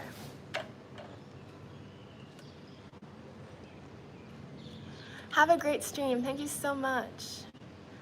Okay, Gigi Frugal Hip Chick says, I guy friend who is a nurse and he rides a motorcycle, goes all over the United States doing what they call transit nursing, meaning some states clearly need nurses limited time. It's great pay. Yeah, like travel nursing. I've definitely heard of that. And yeah, that was one of the reasons why I wanted to do nursing as well, because I love to travel. I don't like to stay in one place. Me working as a student nurse and floating to like different wards, I actually really preferred that over staying in one ward for a long time. So I was like, yeah, even now I would love to be a nurse. Even now I think back to my nursing days and I was working and being a student nurse. I really miss those days. Like I do. Like, and I miss even wiping people's ass, as weird as that sounds. Like because wiping someone's ass, you can still make someone's day, you know? As crazy as that sounds, like as you're cleaning a patient, you can impact a patient. You can change the way a patient feels. And I remember telling that to Harley, and he's like, well, you're nursing people on the internet now. Your reach is so much greater than 10, 12, 24 patients you have in a night shift. You posting one video reaches so many people now. You are nursing the world, and you're just making better use of your time. And he's not wrong in saying that, but still, like, I still miss like that physical interaction with people, like in the hospital, like, yeah, it's. I guess that's how, I think the good thing about me is that I have so many things in life that I feel like I would enjoy doing. And I know a lot of people are stuck in a situation where they feel like they have nothing enjoying in life, like nothing piques their interest, nothing they care about. And for me, I have so many. I have too many. Yeah. Keep pursuing your dreams. Thank you.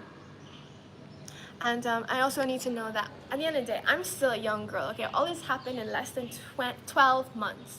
I'm still a young girl, and I'm still learning. I'm gonna make mistakes. I'm just like everyone else, and I just need to give myself grace. And the thing with social media is I'm bringing you guys along my journey and showing you my life so that you can learn from me, you can feel inspired by me, and things like that.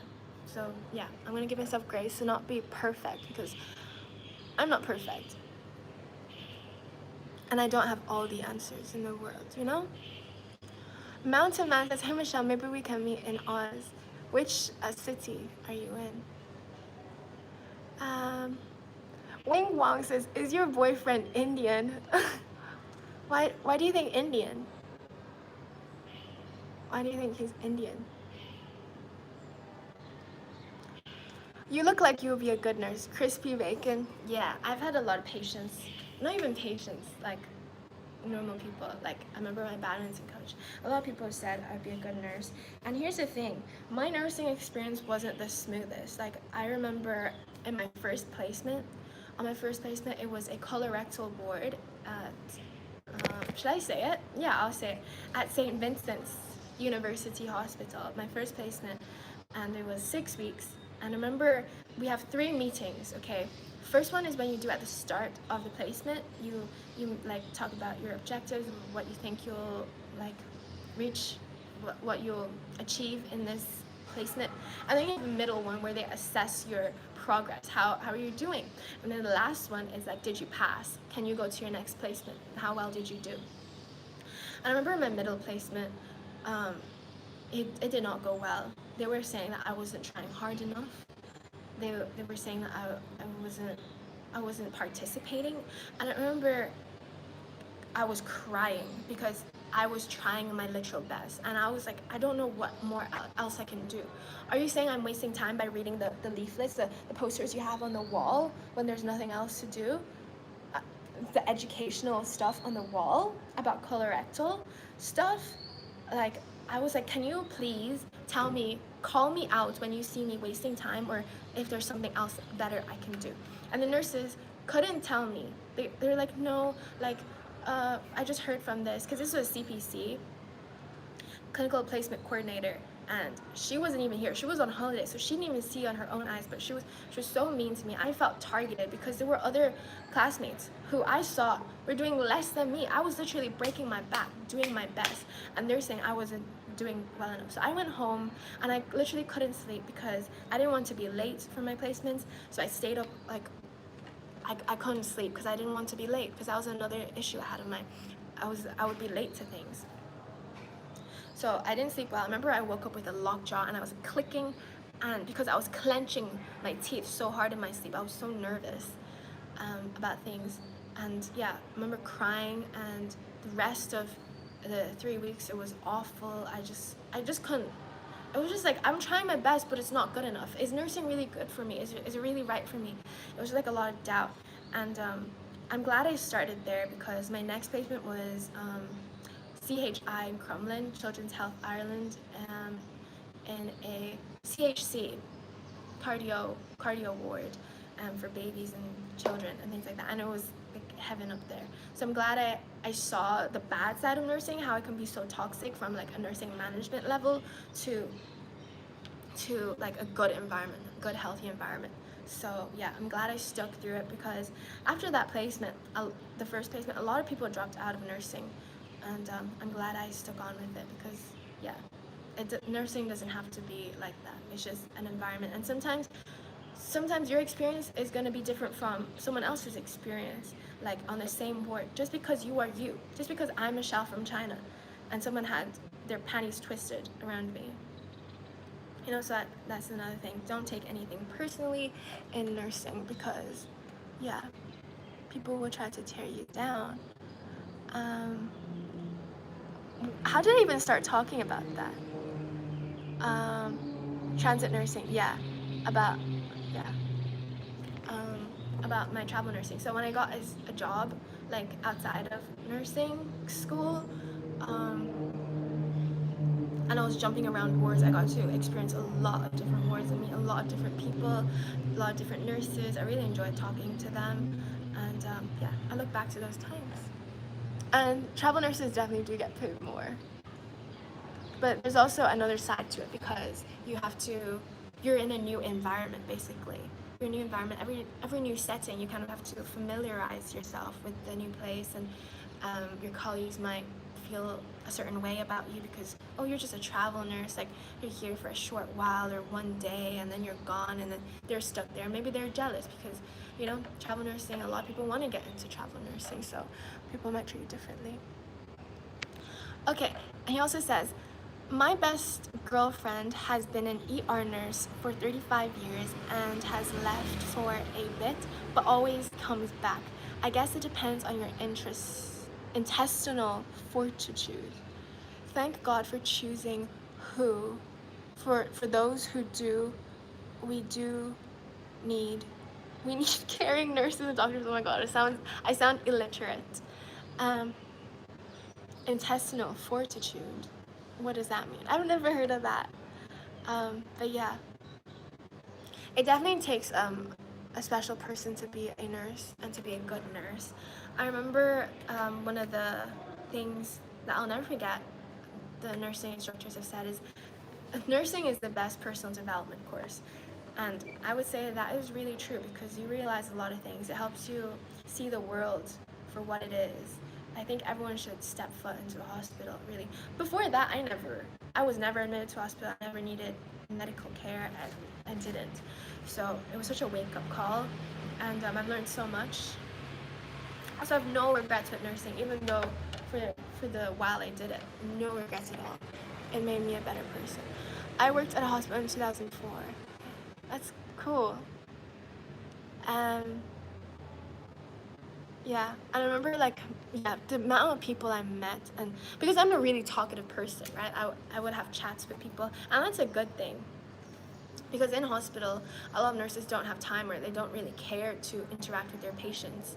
I prioritize that. I prioritize connection and building a relationship with my parents. So, not parents, my patients. So, listening to their stories, learning from them, met a few interesting characters, or even listening to how people got to be their job, like nurses or porters, like people working in hospitals, like that bring patients all over. It's really interesting. I learned a lot. Just love listening to people's stories. And then also listening to nurses who said, yeah, you should definitely go to Australia. I had this experience in Australia, I had this experience in Dubai when I was working as a nurse. And just really interesting. I was really fascinated. I was really interested in being a nurse. Are you in a storage unit? I don't know what's behind me, but that's, I don't know, maybe someone's garage. But I'm sat here at some desks at some university in Chiang Mai. It's like RNTL, Remitly, some university here. This girl is funny. Thank you.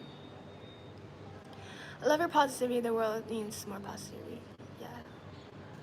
And also another thing is like I want to be genuine. Like one thing about me is like I'm not about the fake positivity. Like I know in a lot of my videos I smile a lot, but I'm also not smiling all the time as well. You know, like sometimes I'm not like, I also have my downtime, like right now. You know. Okay. Holland's 27 Able says, did you have to keep your hair under control with anything particular that worked well? Also, how long is your hair and can you pull it back into ponytail to show? Did you have to keep your hair under control with anything particular that worked well? Like, are you talking about in nursing school? In nursing school, your hair had to be above shoulder, like length. That's what they say. But a lot of us, we didn't really care too much about that. So usually the hairstyle would be like a bun, right? But most of us, we just tied it in a pony or like braids or something like that. They weren't too strict on that. So me, I used to use a claw clip. In nursing school because I saw everyone else was using a claw clip. So I didn't really use any other products. Maybe hair oil, that's it. And I don't know how long it is. It's down to here.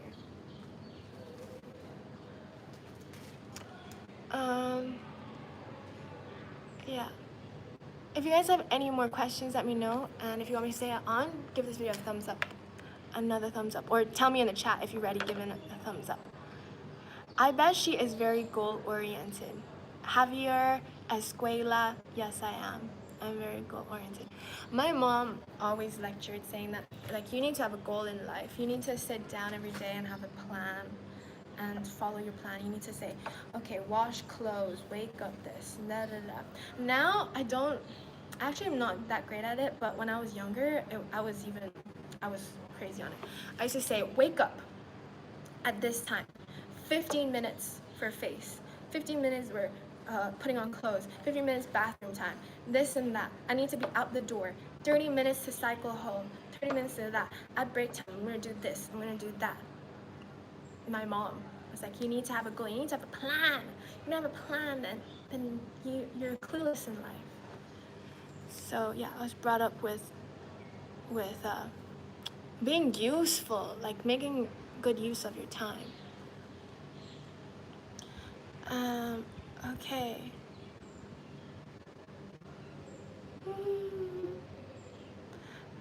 Hello, so cute, have nice days. Thank you so much. Oh yeah, you're talking about you would make a great nurse. Yeah, I remember that last placement, right? No, not last placement. The last day of my first placement that I had such a bad time with at the colorectal ward. Do you guys know what colorectal means? Firstly, it's your colons and stuff. Okay, it's your poop. So it was a lot of poop that I had to deal with, a lot of stoma bags. I don't think I met any fistulas. No, I did. I met a vaginal fistula. So basically, this patient, her poop, she had a surgery. It didn't go well, but her poop, your poop, if you don't poo, your body will find a way to get rid of the poop.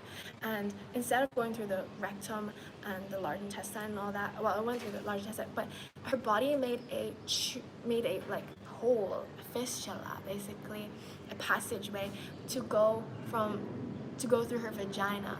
So her poop was going through her vagina. That was in the same word. Anyway, so it's all about poop, okay? And I remember when I was leaving, I was wearing this massive coat. It was very long, and this time we still had to wear face masks, right? And I remember saying bye to my patients. I didn't want to say bye because it was gonna be so sad. I knew I was gonna cry. I hate saying goodbye to people. And this was a male room. This is a male room, so there were like 6 males in this room. And I was like, I told them, bye guys, I'm going. This is my last day. Like I told them before, but like when it was time to go home, I was like, guys, I'm going now. And they were like, oh, you're gonna make such a good nurse. Like, don't worry about the haters. You're this and that. And I remember I was sobbing in my mask as I was walking out. Like my mask was wet because it was such a roller coaster doing that placement. Like when your preceptors or people are telling you, oh, you need to do better, you're not doing good, and then you have the real patients who you're actually giving the care to. They're the ones that are saying, yeah, you're making a good nurse, you're doing a really good job, thank you so much. And like you're like, it just makes you, what? Like, But yeah, it's good to have had that feedback. And yeah, that really did make me keep going, because the patients themselves said I was doing a good job. Hey to everyone in the chat, Josie the Truth. Josie the Truth, this is not the first time I've seen you. Hey. Did you ever get sponsored by Nike? Not yet. I need to post more videos so they can see me. Some hospitals had great cafeterias, for sure. The cafeteria at CHI Crumlin in Ireland was good. Was good, yeah. But I most of the time brought my own lunch.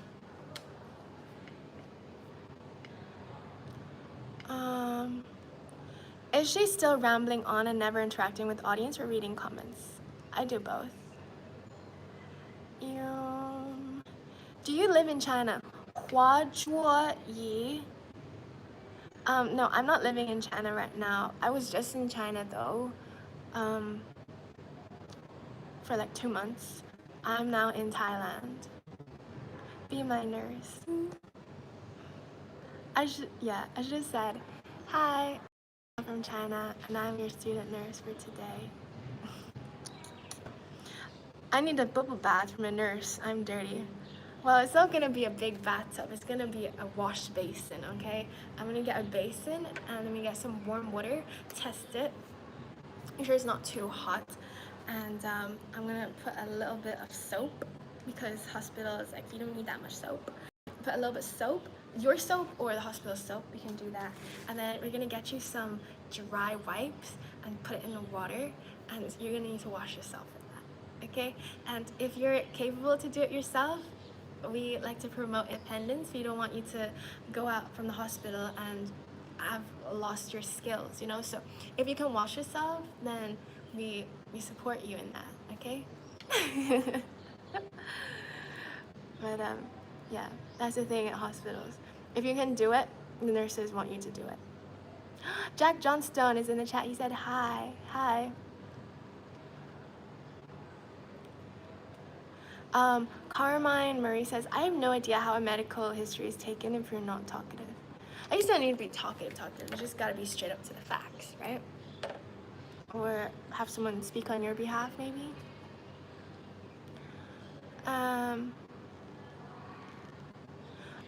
Sean Wellman says, a man who is a good listener would do well with this beauty. Well, for sure. When your patient is, not wanting to listen, then it makes it a really hard time. But if your patient is willing to listen to what you gotta say and why you do what you gotta do, same for nurses. The nurses have to be a good listener to be a good nurse. So yeah, it takes two to tango. And where are you from? B1, read my name. MFC, Michelle from China. Why are your eyes slanty? Are they slanty? Thank you. I guess it's genetic and also the way I do my eyeliner maybe. But I am from China, so my eyes maybe do look like, genetics. Ethnically Chinese maybe. Arian says, I'm subscribe your channel. My name is Arian. Hey. Arian. This is why so many physicians do not talk much about the profession with outsiders. A lot of people don't understand.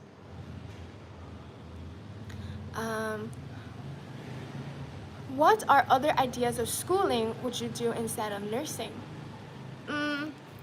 Like I said, I had an interest in sales, but I felt like sales and business.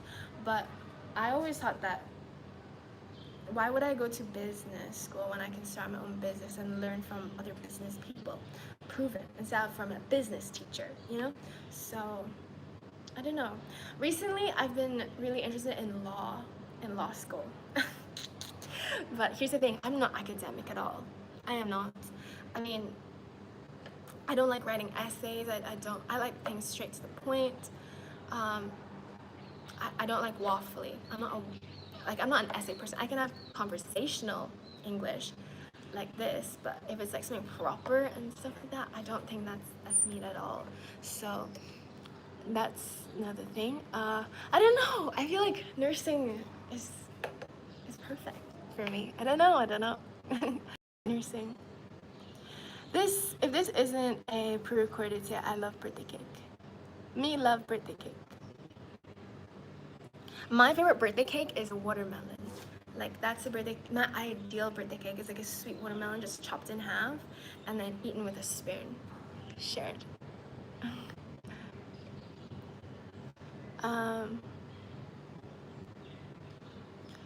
Wait. See, intestines, i.e., that is intestinal fortitude. Do you have the guts for the job? Yeah, definitely. Like, my goodness. Can you imagine? That was my first placement ever. I never set foot in a hospital. And here I am, like, wiping people's butts. Like, they have issues with their area, right? Like, it's already extra weird. And, yeah, never wiped butt before. I mean, we did like, practice stuff in the lab, like simulation and stuff, but it never had real poop. It didn't have runny stoma, poop from a stoma that I had to, like, you know, wash. I didn't see a catheter. I didn't see, I don't know, I never saw all those things. It was just really interesting. I really enjoyed the placement. I learned so much, and I have so many memories from my first placement. But I mean, I'm so glad I started off there, because that's probably the worst place to start, right? With the poop, and then the mean nurses for no reason. Like, that was a good place to start.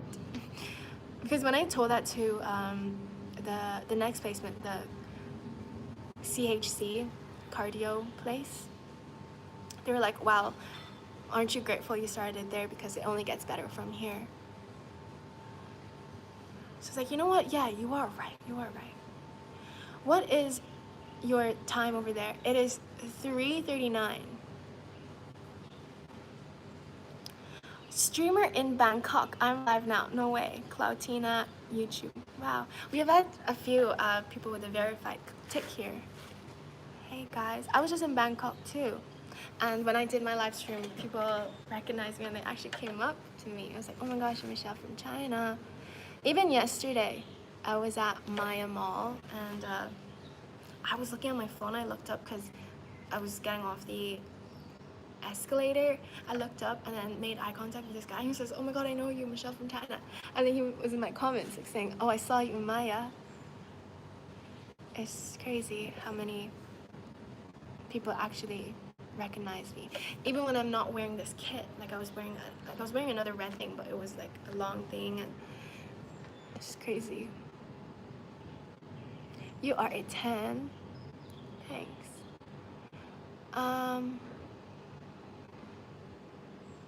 Okay. Wow, 379 likes. That's crazy. Thank you guys so much. Still 160 people. Guys, if you have any questions, anything, comment down here. What do you recommend for someone 16 years old and in school? 16 years old, my advice for someone who is 16 years old and in school is to try as many hobbies as you can. Put effort in school, okay? I mean, the point now is to set yourself up for the future, okay? You want to give yourself as many options as possible. You don't want to waste time in school. You don't want to be a dosser, sit in class and, like, make a fool out of yourself, waste your time, waste your life, and having nothing to prove for yourself, okay? You want to give yourself the most options possible. That is to get into a sport, get fit, okay?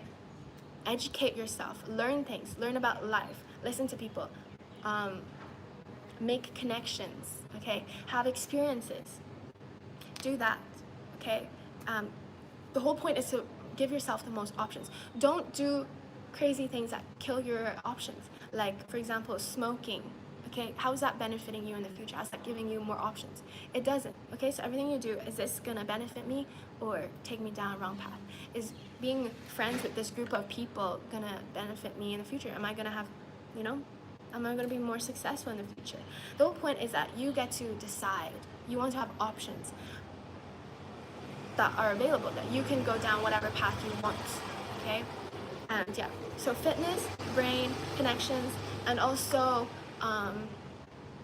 try to have a good relationship with your parents, your sisters, because as you are growing up, your parents and people around you are growing old. So be there for them as well, grandparents as well. Nurture relationships, and don't feel like you have to know everything, because everything happens for a reason.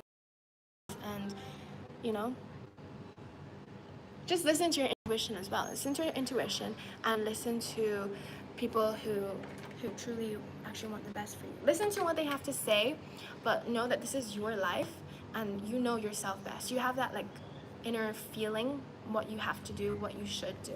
So listen to what your parents have to say.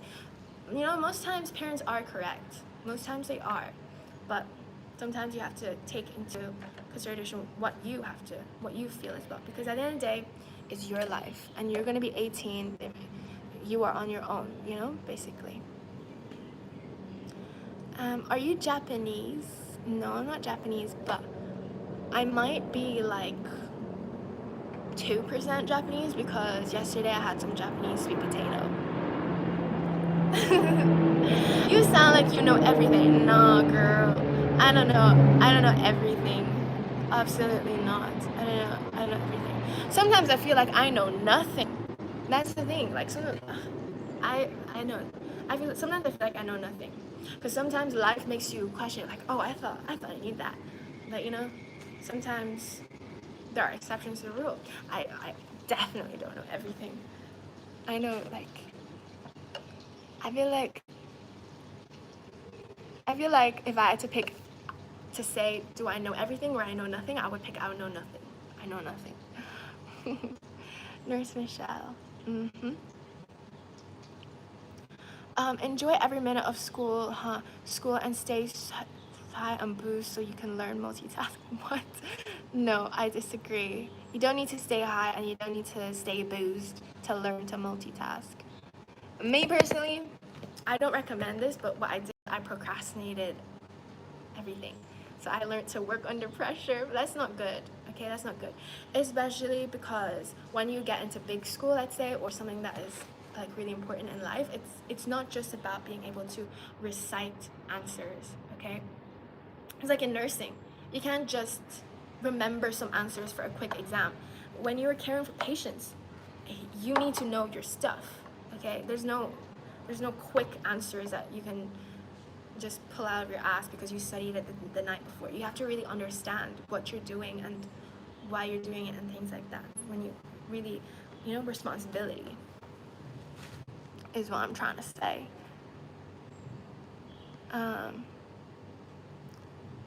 Look at her name, guys. I understand anyone can be from China, but put 2 and 2 together. 2 and 2. Well, you know, some people say I look Japanese. You know what's crazy? Some Thai people think I look Japanese. So it's not too crazy after all. Guys, should I stay live for 2 hours? Guys, I can't believe I'm here for 112 minutes. That's almost 2 hours of live stream. That's crazy. Should I stay and make 2 hours? Give this video a thumbs up. 386 likes, that's crazy. What are you studying? Myself, always. Myself in the mirror. So playing state soccer and being a B student good? Yeah, why not? I was not an A student. Back in the day, in primary school, yeah, A student, duh, but as you get into harder school, I think you need to stop if you want to enjoy the most out of life, try your best, but don't be chasing for A's. Like, try your best. If it happens, it happens, but don't be trying to chase A's and 100% and stuff like that. Because that's a really toxic mindset to have, and in real life, you're not going to get 100%. It's not, how would you say it? It's not achievable all the time. It's not 100% all the time. Do your best, do the studies, give yourself the time, and focus on your sport and school. That was my focus. Sport and school. So that when my results came, I had the option to accept my choice of like course I put down, my number one choice, or choice of not going to school. I can have the choice, because you don't want, at the end of the day, okay, after high school and you want to go to university, but you didn't give an ass in school, you don't have an opportunity to go to university because you didn't get an offer. You don't want that. It's best to have as much options possible, right? Be smart. Be smart. You want to have options. You don't want to be like me, sleeping on the street, right?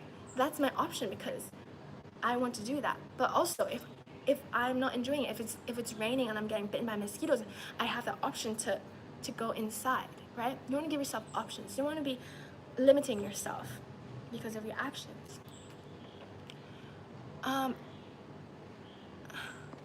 Let's see. I stopped working because I learned the engineer jobs, then there was conflict, so I just worked my own business. Juan V. That's interesting. Yeah, some some things you just learn on the job, and sometimes school is just a waffly thing to try to get your money, in my opinion. Like, some things it's better to just experience and learn as you go, like, you know? Can't study business without starting a business. Do your armpits hairless? No. I still have some hairs. I plucked them, but I have some still that are short and hard to pick out. I plucked them.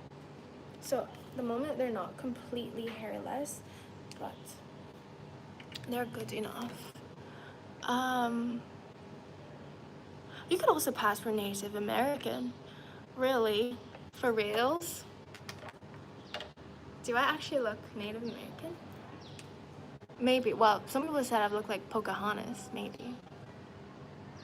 Okay, guys, I'm gonna stay on for 2 hours, so 4 more minutes. Guys, if you have anything to say it here and give this video a like so you see my face in the future. She blushed like anime. Wow.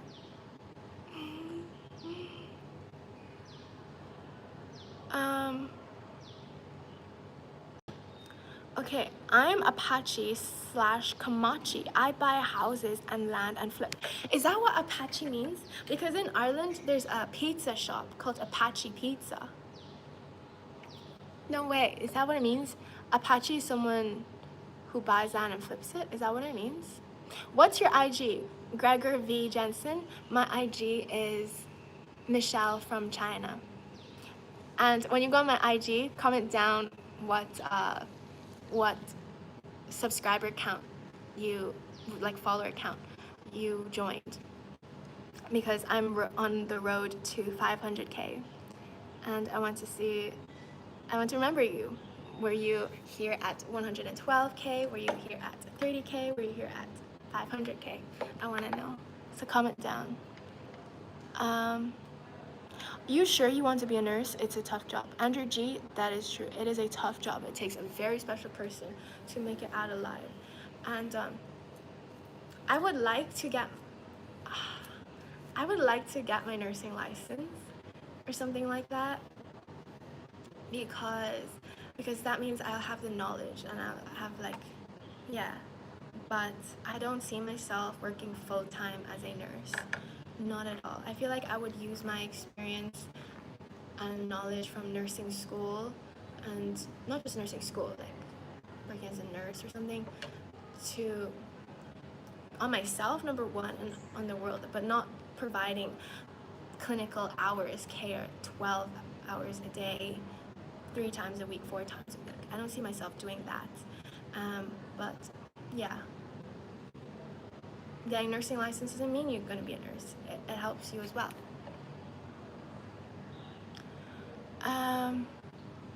I do almost everything. You name it, I fix it. I love that attitude. Juan V, I love that.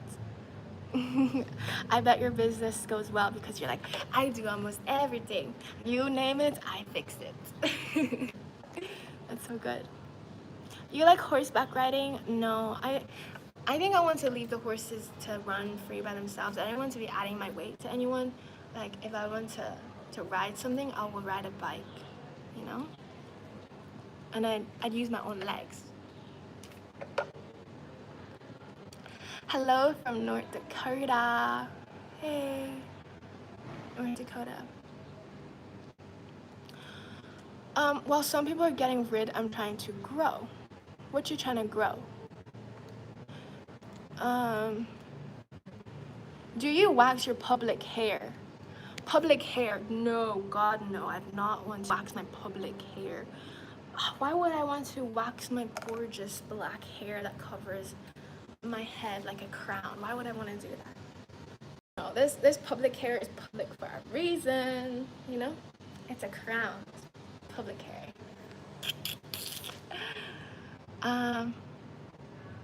That must hurt to pluck armpit hair. It actually doesn't hurt anymore. Like I've been doing this for a while. I saw my sister do it first, and yeah, it hurt at the start, but then it just doesn't hurt anymore. You kind of get used to it, and it kind of gets like therapeutic. You kind of like that feeling, you know?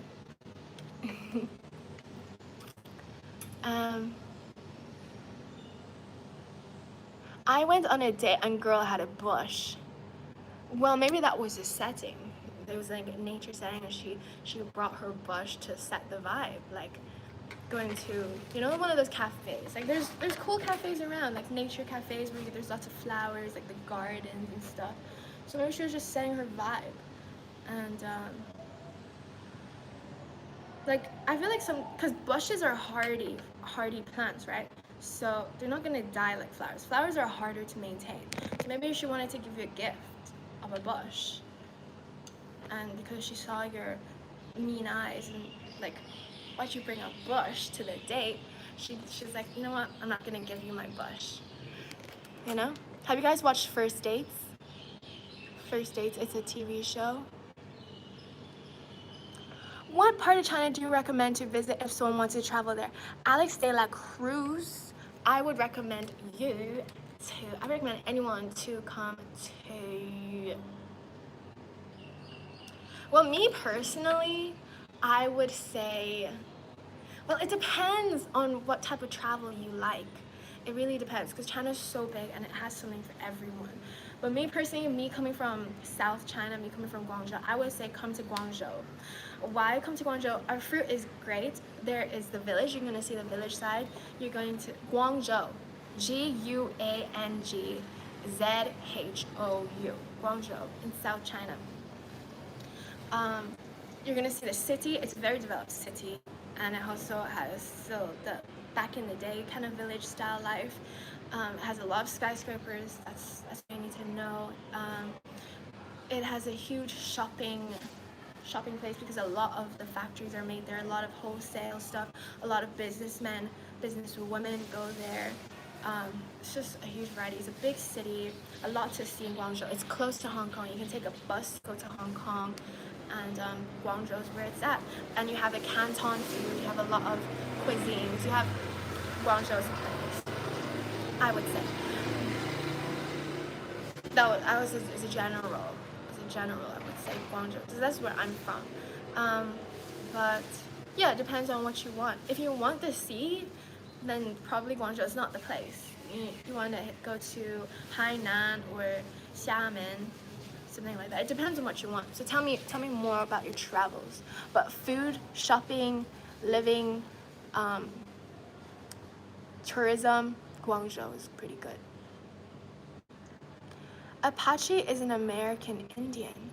Oh, I had no idea. Apache is an American Indian. That's so interesting. Apache Pizza. That's an Irish pizza restaurant. Apache are known for giving you stuff and then taking it back. Huh? Do you drink? I need to drink some water. But if you're talking about if I drink alcohol, no, I don't drink alcohol. If you ask if I drink Red Bull or energy drinks, no, I don't drink that. I'm very against alcohol. Like, I would not drink it. And I don't like to be around people who drink it either, because I feel like that's not them. And I want them to feel like that their natural selves is enough. You don't need to drink alcohol to let loose or to be some other part of yourself. You know what I mean? So, I don't drink, and I don't recommend you guys to drink, because alcohol is literally poison. It's poisoning your cells, every cell. So no, I don't drink. Apache is a tribe. Comanche is another tribe. Okay. Scale says Michelle from China. Yes, that's me. I love hearing my name, Michelle from China.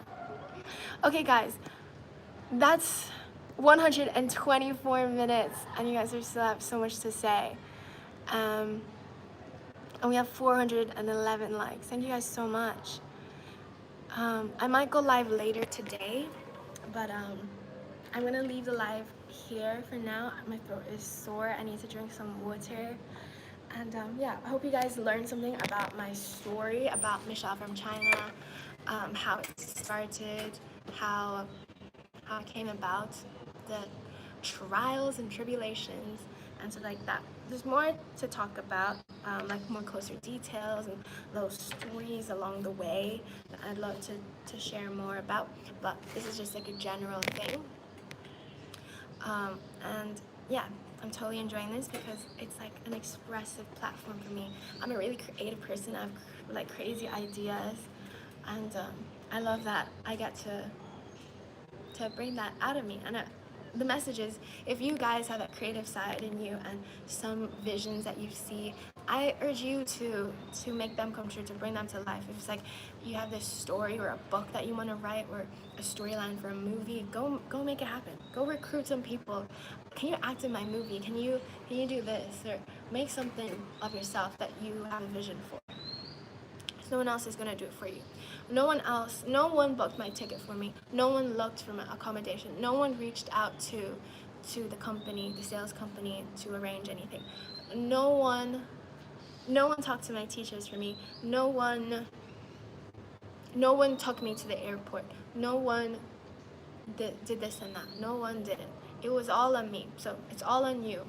If you want, and people might help you here and there, but at the end of the day, it's all on you, okay? They might drive you to the airport, they might pick you up, they might give you a few dollars if you're short on a bus ticket. They might do that, but at the end of the day, it's all on you, okay? So that's the end of this live. Do I have a message for my older self, 8 months from now? Michelle from China, my message for 8 months older me. In 8 months, I will still be my age now. In 8 months, okay, it's September. September to October, November, December, January, February, March, April, May. So it'll be May 4th. Oh, May 4th be with you. I would say, I hope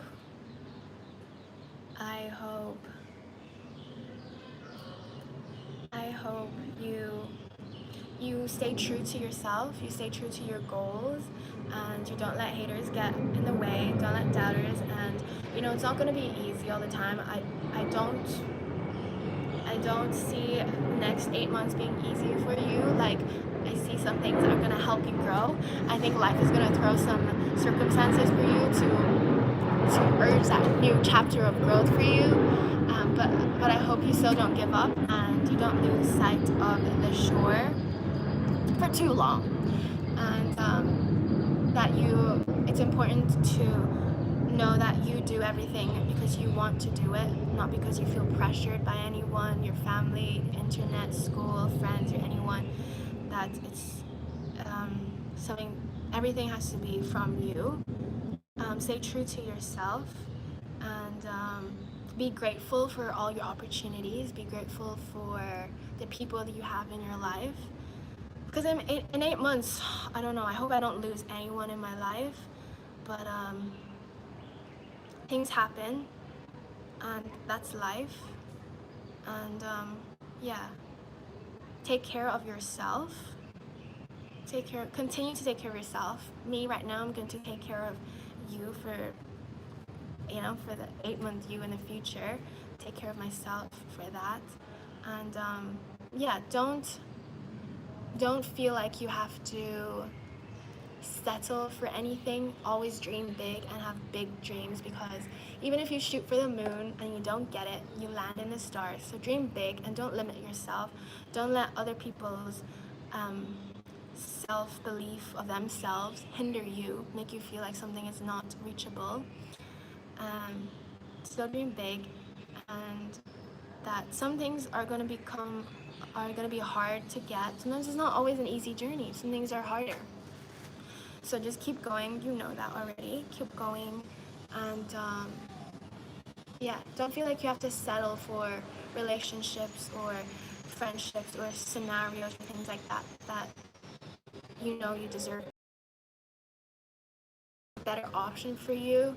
Then you need to go, and don't feel like you need to stay just because you said you were going to stay. If you see something isn't working out for you and something that you aren't happy doing anymore, then you can change. You don't have to stay stuck, and you are allowed to change your life trajectory. You're allowed to change who you are. You're allowed to change your clothes. You're allowed to change your hair. You're allowed to change your makeup. You're allowed to change your earrings. You're allowed to change your hairbrush. You're allowed to change all those things. Don't feel like you have to stay stuck, okay? Especially that pressure might come when the whole world is watching you. Just stay true to yourself. Life is simple. You don't have to complicate it, overcomplicate it. And yeah, safety is number one. Remember that. And safety, and live a life you will remember, I guess. Make memories. That's my advice for future 8-month older me. Reminders, and I hope I did a good job in giving you the most options. That's what I would have to say. Yes, grateful. I do pedicures. That's cool. Welcome to the understanding of being an adult, sis. The only person in your life that will care most about you is yourself. Peace, love, and life. Well, blessings to you all. That's right. Exactly. The only person that can love you the most in this life is you. You cannot expect someone else to love you if you don't even love yourself. Your self-love has to be this much, because everyone else can only be this much. No one can love you more than you love yourself. Truly. They can say it. Your mom can say, I really love you, but it's capped how much you can love yourself, truly. So yeah, looking amazing, great body. Thank you guys so much. This is the end of the live, 131 minutes. This is a really good live, and you guys learned a lot about me and who I am as a person. You from China or born and brought up in the US? I've never been to the US. I was born in China. I am from China. I'm Michelle from China, but I was raised in China, Trinidad, Ireland, and now Australia. I've been to Australia as well. Yes, I can't wait for the Grammy Award. I don't think there'll be a Grammy Award for this. There might be an MFC award. I might give myself this. Thank you. Oh my gosh. I should make an edit. Like, this is 8 months now, and then I pass it to my 8-month older me. I'm like, here. And then I take it. That'd be so funny. Jack Johnson says, live your life, always prepared, do nothing worth forgetting. Yeah, that's a good quote. Yeah, prepare, that's good. Prepare. And what is your favorite music? It all depends on the mood. Okay, last question. Went to Brian Neufeld. My favorite music, it depends on the freaking mood. Because sometimes I really enjoy like loud, happy music, but I hate it when I'm sad. Like, I find it obnoxious if it's like, if I'm in a sad mood and then they're just playing like, you know, something like, ugh. If I'm sad, I like to listen to sad music first and then work my way up to more upbeat music. So I like jazz, EDM, electronic dance music. I like indie music, sad music, you know, meaningful romance music, heartbreak music, all of it. And especially songs that are like live your life, kind of, you know, make the most out of life kind of songs, all of those.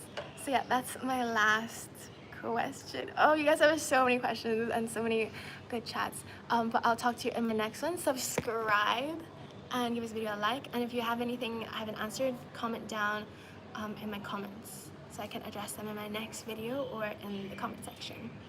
Okay, peace out from Michelle from China, from this warehouse, it seems like. And yeah, bye.